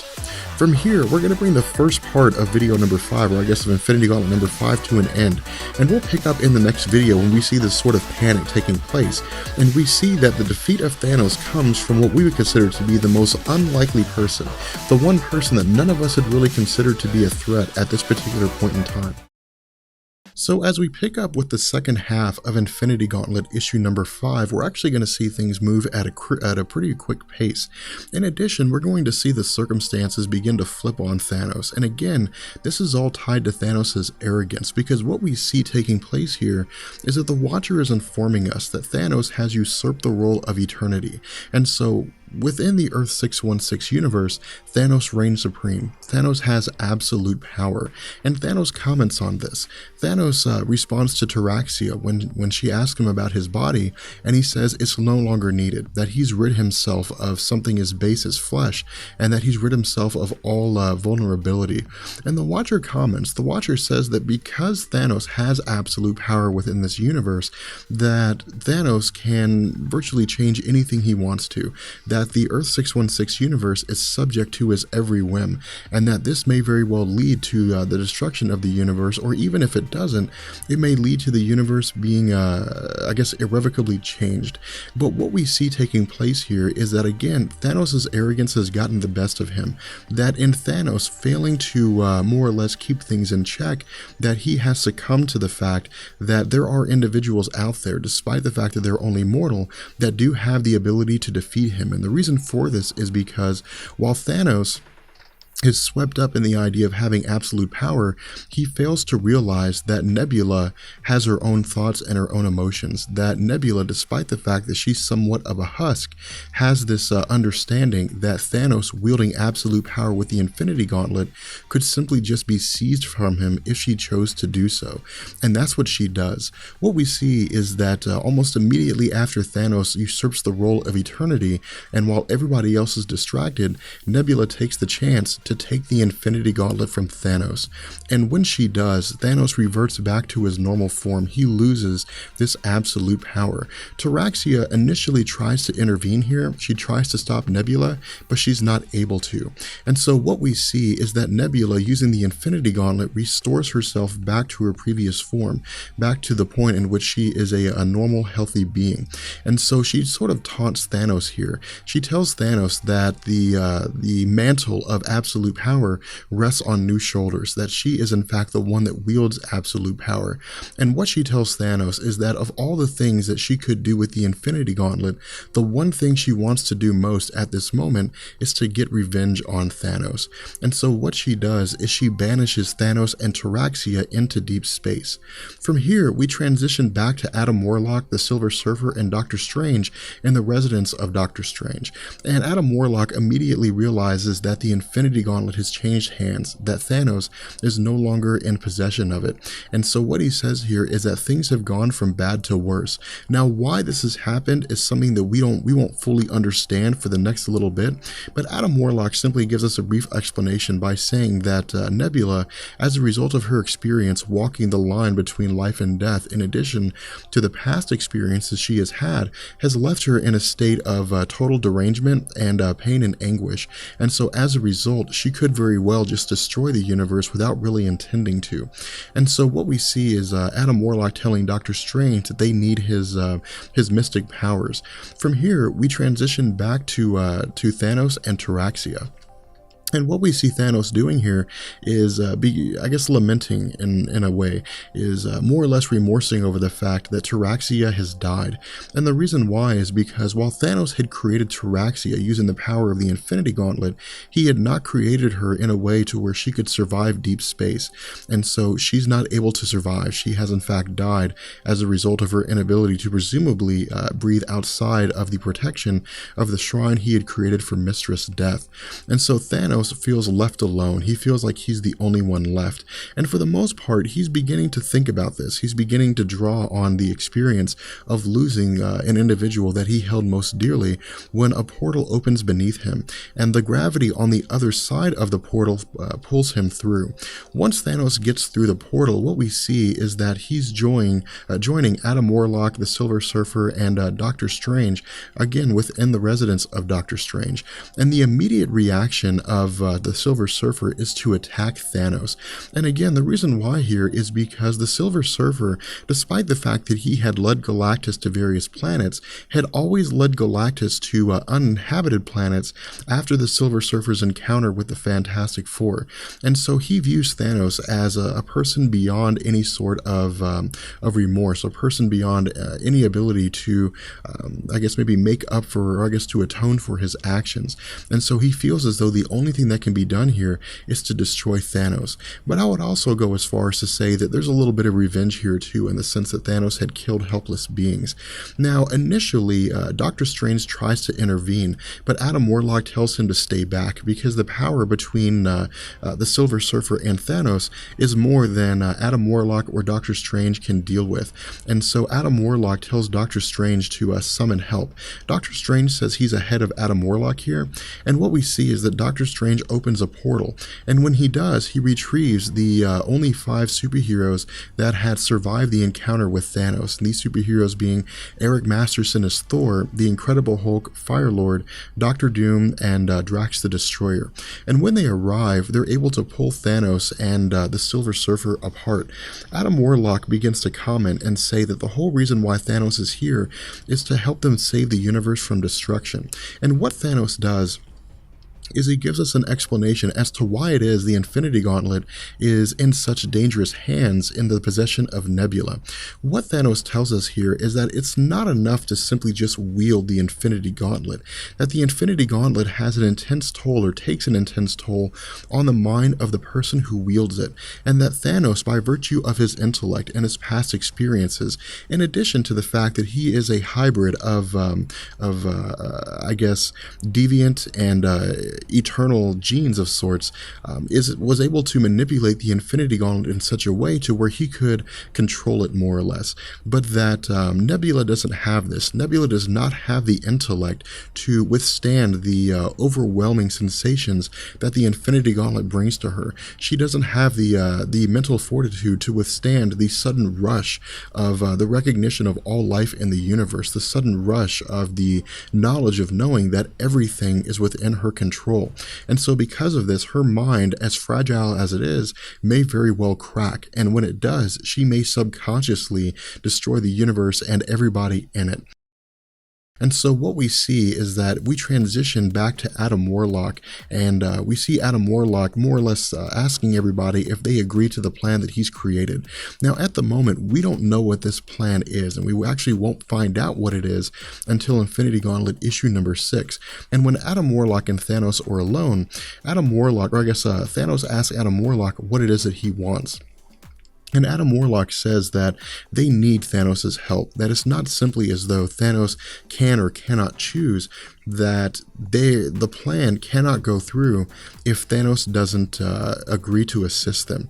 And Thanos asks why. He says, what would happen if he chose not to intervene, if he chose not to fight on behalf of Adam Warlock and the other superheroes? And the question is, what does he benefit from, or what benefit does he gain if he chooses refuses to fight on their behalf. Adam Warlock replies by saying that he'll give Thanos the truth, and Thanos asks what truth he's talking about, and Adam Warlock says it is the truth within Thanos. And this is a very intriguing conversation here, because what Adam Warlock tells us is that while he was within the Soul Gem, and while Thanos wielded the Soul Gem, or as long as it was in his possession, that Adam Warlock had a very unique viewpoint of Thanos' inner soul. He was able to, in fact, look within Thanos himself. And the one thing that he was able to understand here is that Thanos subconsciously realized that he was not worthy of wielding absolute power. And this is the reason why every attempt that Thanos had made to gain absolute power had always failed. Adam Warlock goes on to say that when Thanos first appeared in Marvel Comics and he was attempting to wield the Cosmic Cube, that subconsciously he allowed Captain Marvel to destroy the Cosmic Cube. That when he had gained the Infinity Gems for the first time and combined them into one massive gem, that again he subconsciously allowed himself to be defeated, and that allowing himself to become one with eternity, and despite the fact that he could have easily stopped it, allowing Nebula to gain the Infinity Gauntlet was yet again another example of him subconsciously recognizing that he's the means to his own defeat, that he recognizes subconsciously that he's not able to wield absolute power, or that he's not worthy of it. And so there's always this part of his mind that creates a set of circumstances whereby his defeat will be inevitable. Thanos begins to look into himself and realize that this is true, and so he agrees to Adam Warlock's plan. From here, we transition back to Nebula. And what we see is that Nebula is speaking with Eros, despite the fact that he still is unable to talk. And what Nebula says is that she's beginning to understand Thanos' hunger for power, the hunger for the infinite might of the Infinity Gauntlet. And the reason why is because her mind may not necessarily be as shattered as we were led to believe. Now, we don't really know if she's been able to overcome the sudden influx of all facets of reality. But what she tells Eros is that she recognizes that all of reality is hers to sculpt, that she can do anything she wants to with it, and that she will never again be subjected to a position where she will be made to, engage in activities that she would normally be against. Now, this isn't designed to indicate anything sexual in the sense that she was made to, engage in any kind of sexual activity. It's more of the fact that she would be subject to somebody else's whim. She would be made to kill other people, or she would be made to conquer other races. Instead, she could do whatever it is that she wants. And so what she says is that it's a very satisfying thing to us, or to her, that it's a very satisfying feeling to know that there's nothing that can overcome her. And what she does is she kind of gives a demonstration of the power she possesses by saying that she's aware that there is going to be a coming battle, that in exactly 5 seconds, the Earthbound superheroes will be arriving. And so what we see is that a portal opens up almost immediately after this is said, and that the Earthbound superheroes, Firelord, Thor, Doctor Doom, the Incredible Hulk, and Drax the Destroyer arrive and attempt to defeat Nebula. But again, she uses the power of the Infinity Gauntlet to demonstrate that there's nothing they can do to stop her. And what she does is she encases them in some sort of weird kind of rocky, force, or some kind of rocky form, to where all of them are locked in place and there's nowhere they can go. And so what she says is that she realizes that this is not simply just the arbitrary actions of a handful of superheroes doing what they can to defeat her, that this has all been orchestrated, and that most likely this has been orchestrated by Thanos. And so what we see is that Adam Warlock, the Silver Surfer, Thanos, and Doctor Strange appear, and that they're going to do what they can to defeat Nebula. And again, we'll see this plan come to fruition in issue number 6. So as we continue with Infinity Gauntlet issue number 6, what we're going to see here is this story beginning to come to a close. Now, that doesn't necessarily mean that all the action and everything is going to wind down. In fact, we're going to be covering a lot of ground in a very short amount of time. And so like issue number 5, we're going to be splitting issue number 6 into 2 parts. But what we see as this story begins to unfold are a couple things. The first is that Nebula has imprisoned Thanos in a structure of rock that he can't escape from. But the other thing, and the more important thing here, is that Doctor Strange and the Silver Surfer are coming to realize something, that Adam Warlock exists outside the realms of chaos and order, and in fact may very well exist outside of this reality. And Thanos vocalizes this thought, or at the very least he interprets this thought for us, and tells us that Nebula is completely unaware of Adam Warlock's presence. She doesn't know that he's there. Now, the reason why, in terms of why Thanos knew that Adam Warlock was there, but why Nebula doesn't know Adam Warlock is here, is because Thanos more or less tells her this. Thanos tells Nebula that her intellectual capacity is not up to task for wielding the Infinity Gauntlet, that in fact she's not able to tap into its full power, and that if she was, she would have immediately known that Adam Warlock was there, even if on some kind of sensory level. Even if she couldn't physically see him, she would have been able to read his thoughts, or she would have known what he was thinking. Now, the fact that Nebula can't see Adam Warlock is an extremely important thing, and this will become a major issue later on, although it won't necessarily be in the form that you think it is. But what we see is that Thanos again continues to taunt Nebula. He tells Nebula that she doesn't have the vision to properly exploit the Infinity Gems, and Nebula asks him whether or not he believes he does, and Thanos says yes. He says, look at what it was that he was able to accomplish so far using the Infinity Gems. Now, this is really interesting when it comes to Nebula, because Nebula describes his actions as of killing off half the life in the universe in a very sarcastic way, indicating to us that this is something that she finds appalling. Now, whether or not this is because Nebula is trying to step into the role of a good guy here, or because Nebula is on the inside a good guy instead of a villain, is not something that's explained to us. But I would go as far as to say that Nebula, when you consider her previous actions in the Marvel Comics, especially when it came to eliminating the Nova Corps, is not necessarily a good person, but the idea of eliminating half the life in the universe is something that would be considered incomprehensible to all but the most extreme nihilists in the Marvel Comics, one of which is of course Thanos. And so what she says is that the reign of Thanos in the universe with regards to his possession of the Infinity Gauntlet is something that cannot be allowed to stand, and that she's going to use the Infinity Gauntlet to more or less set everything back to rights. But what we also see here is that Adam Warlock is signaling to Doctor Strange silently, and again, this is Adam Warlock taking precautions to ensure that Nebula doesn't know that he's there. And so Doctor Strange uses his magic to do something, although at the moment we don't know what that is. But what we see is that Nebula uses the Infinity Gauntlet to set everything back to the way it was before. Now, with the things that are coming up, with the things that are going to be taking place, I'm curious to see whether or not you would be able to predict them. Because what we're going to be seeing is that things are going to be changing in such a way that some very interesting circumstances are going to arise. But what we see is that as a result of Nebula setting everything back to the way it was before, that of course half the life in the universe is restored, but with everything being restored to 24 hours prior, Nebula, as Thanos explains it to us, reverts back into the previous form that she had when she was a husk of a being. And so Thanos, again, allows his arrogance to get the better of him as he begins to brag, as he begins to more or less taunt Nebula, and say that when she has the power of godhood, she should be careful, because whatever it is that she wishes for will come true, and so she has to exercise some measure of forethought. But before Thanos is able to seize the Infinity Gauntlet from her, Nebula restores herself back to the way she was before.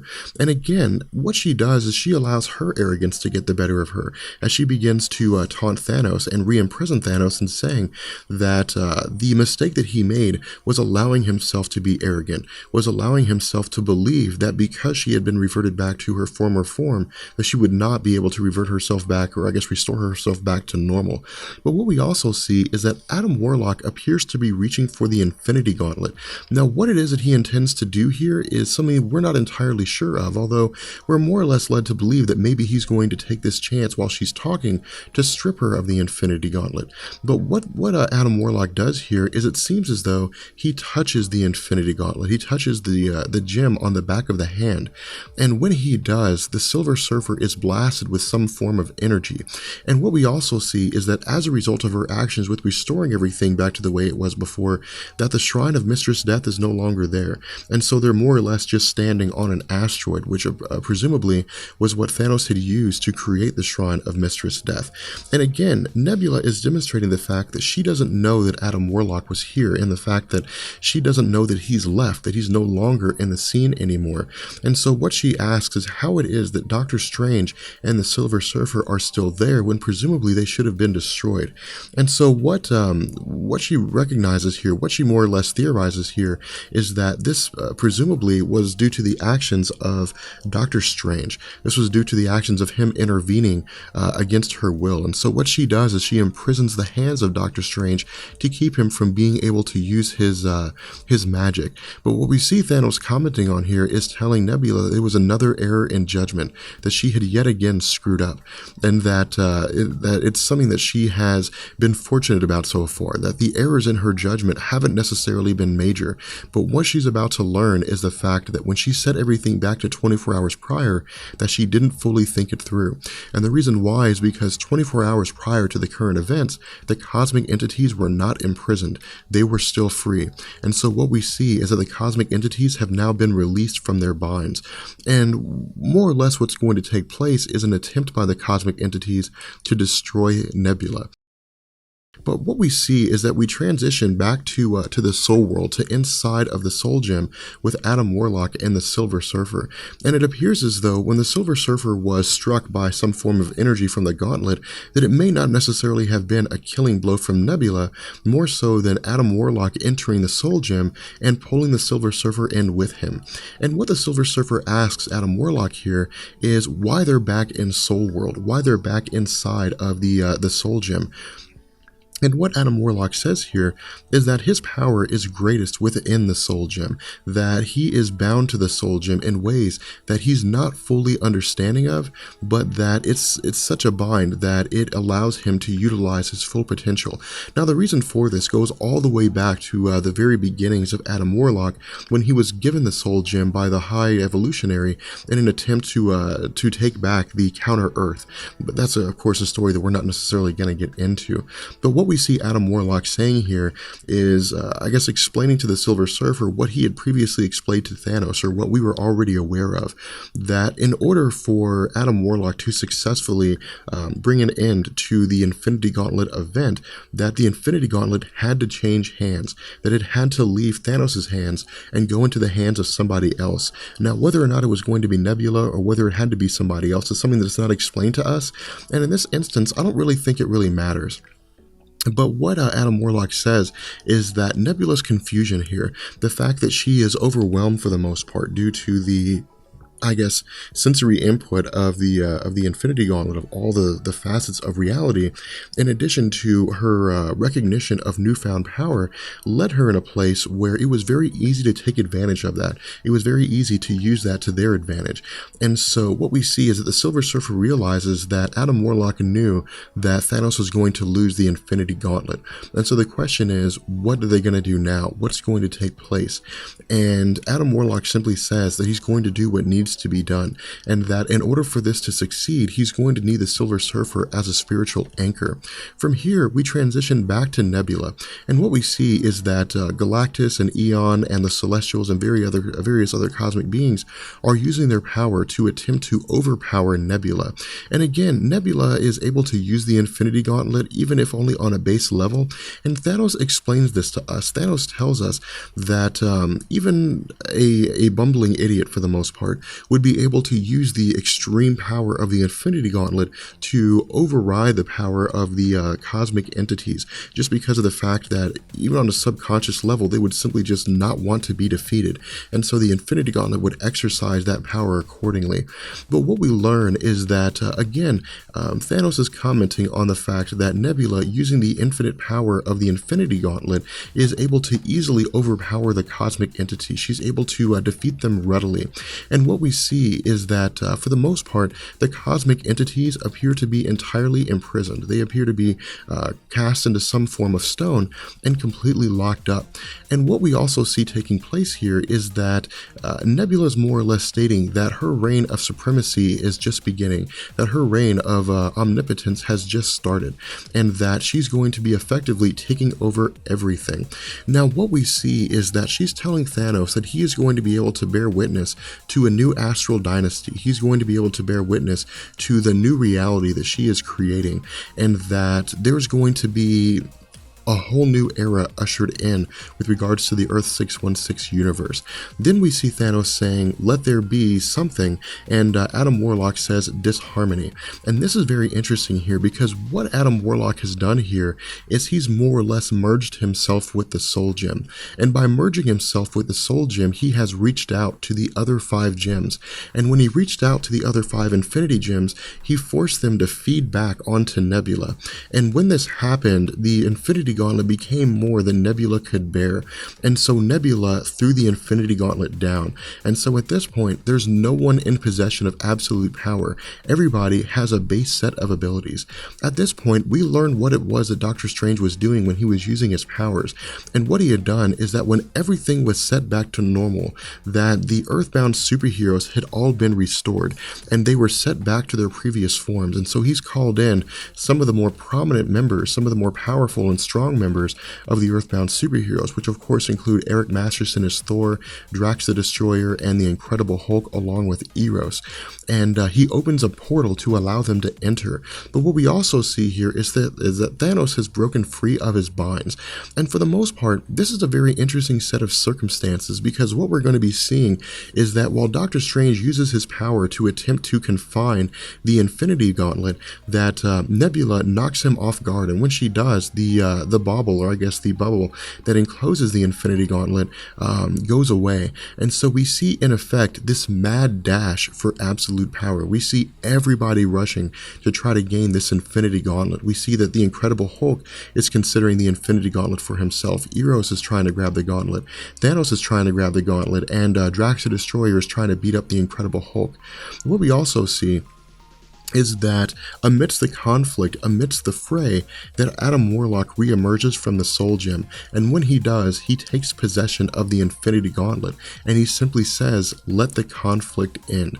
And what's really intriguing about this is that this is one of the foremost pivotal panels, or one of the foremost pivotal moments in Marvel Comics, and it's one of the most recognized moments in Marvel Comics, simply because it heralds the end of the Infinity Gauntlet event, and ushers in the story of Warlock and the Infinity Watch. But what we see as we continue here is that Adam Warlock begins to take on this mantle, begins to take on this role of trying to achieve godhood as best he can, of trying to more or less become a perfect god in his eyes. And he says that he will deal with everything that has taken place in his own fashion. And initially, people are a little skeptical here. People are a little unsure. Thanos says that the gauntlet inherently belongs to him, and Adam Warlock replies by saying that he would simply lose it again because he doesn't really desire it. Nebula says that the gauntlet belongs to her, and the question she asks Adam Warlock is, what right does he have to power? What right does he have to the Infinity Gauntlet? And Adam Warlock simply says the Infinity Gauntlet is in his possession, and that's right enough. And so what we see Adam Warlock saying is that his power with the Infinity Gauntlet is a claim that they would all do well not to dispute, and that he is going to more or less set everything to the way it's supposed to be. Now, what we'll see in Infinity Gauntlet issue number 6 part 2 is we will pick up with what all is going to happen after Adam Warlock gains the Infinity Gauntlet, what it is that he does here, and whether or not Adam Warlock will actually be able to demonstrate himself as a true and fair god, or whether he will succumb to the corruption that the Infinity Gauntlet, involves with regards to people who are wielding it.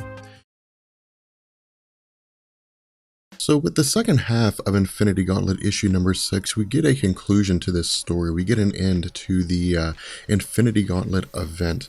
And picking up where we left off with Infinity Gauntlet issue number 6 part 1, what we saw was that Adam Warlock had attained the Infinity Gauntlet for himself, and that he had promised to be a fair and just God.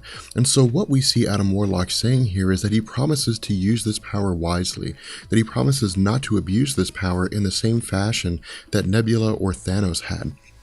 And what's really interesting here is that, for the most part, Adam Warlock seems very sincere here. He seems as though it really is his intention to be a good guy. And the question that the Incredible Hulk has is, what are they going to do about Thanos and Nebula? What's going to happen with them now? And Terraxia Destroyer, of course, being a being that was created for the destruction of Thanos, takes it upon himself to say that Thanos is his, that he's going to try to kill Thanos here. But of course, Thanos is easily able to overpower both the Incredible Hulk and Drax the Destroyer. From here, we switch to Thanos saying that he's activated some kind of a thermonuclear device on his belt line, and that it's set to activate in about 15 seconds. And Silver Surfer asks why. Why would Thanos kill himself? And Thanos says that for him, death is preferential to imprisonment.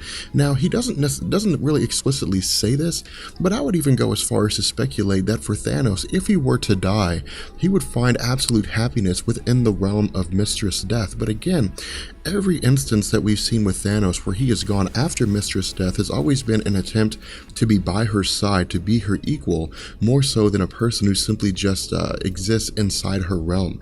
And so what we see is that Eric Masterson takes the hammer of Thor and hits Thanos with it.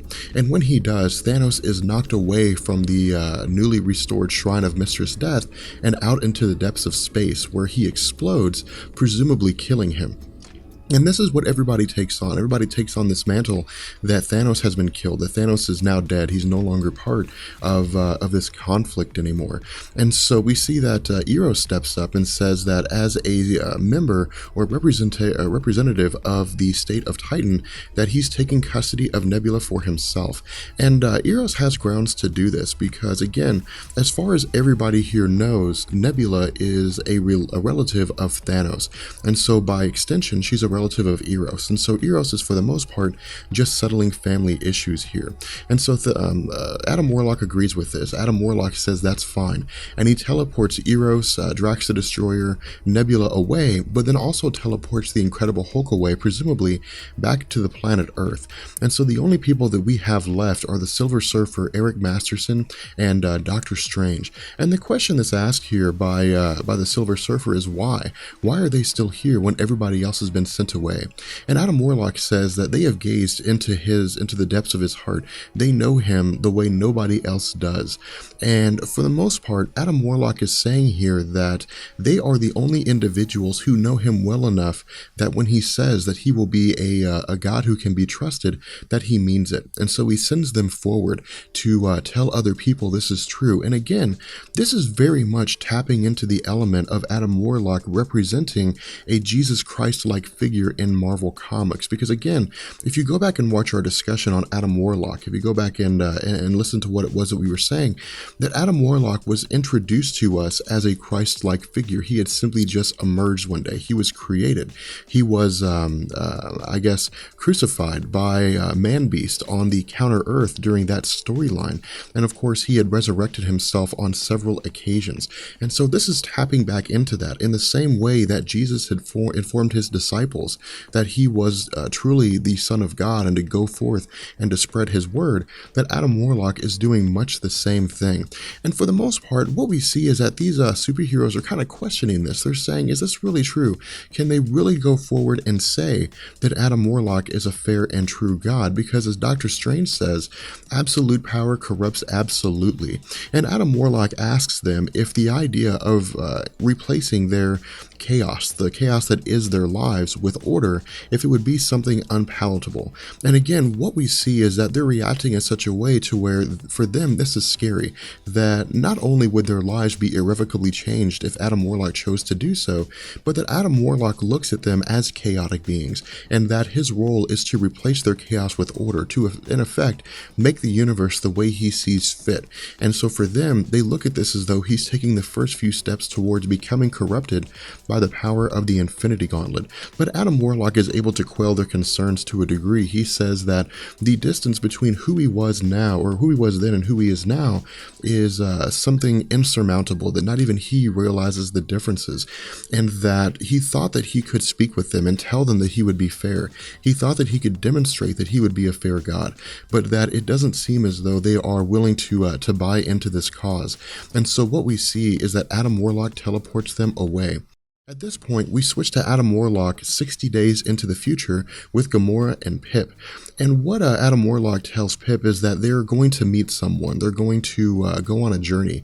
And he says, for the most part, that this is something that's happened time and time again. And so what it seems is that Adam Warlock has manipulated the time gem to travel 60 years into the future on several occasions to see if it's possible for things to turn out differently. But what he tells us is that it always turns out the same way. And so what we see as they're walking along is that it appears that the Thanos is standing in the cornfields. That Thanos is simply just waiting their arrival. But when they get to it, they realize that it's simply just a scarecrow wearing his suit. And Adam Warlock comments on this and says that it's an empty shell of what was. That it appears as though Thanos has cast aside his old mantle of attempting to usurp absolute power and seems to maybe just be living a quiet life. And indeed, that's what we learn. We learn that when they approach a house relatively close to the cornfields, that Thanos emerges wearing some kind of garb, some kind of maybe monk-like garb, or an outfit that simply just allows him relative comfort, and he tells Adam Warlock that he should have known that it would be him, that he would come for him eventually. And Adam Warlock more or less just greets Thanos as a friend here, at the very least, if not a friend, as a person who's certainly not an enemy. And so what Adam Warlock says is that there are no secrets from him. Having absolute knowledge and absolute power within the universe grants him the knowledge of knowing what all is going on in the universe at that very moment. And so Thanos comments and says that the memory of having absolute power is very dim for him, and that he asks Adam Warlock why he had waited so long to gain vengeance. And again, Adam Warlock comments and says, why is it that he always asks the same question, indicating that this has repeated itself on several occasions, that Adam Warlock has traveled into the future several times, and that this circumstance always plays out the same way.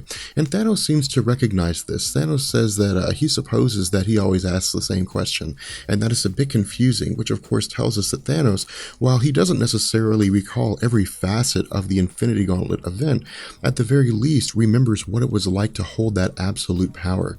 And what Adam Warlock tells Thanos is that he's looking for some advice, more likely advice on how to wield the Infinity Gauntlet effectively. And Thanos simply says to either endure it or to surrender to its power. And Adam Warlock says this really isn't the kind of comfort he was looking for. Now, what it was that he was looking for with Thanos is something that we actually don't learn.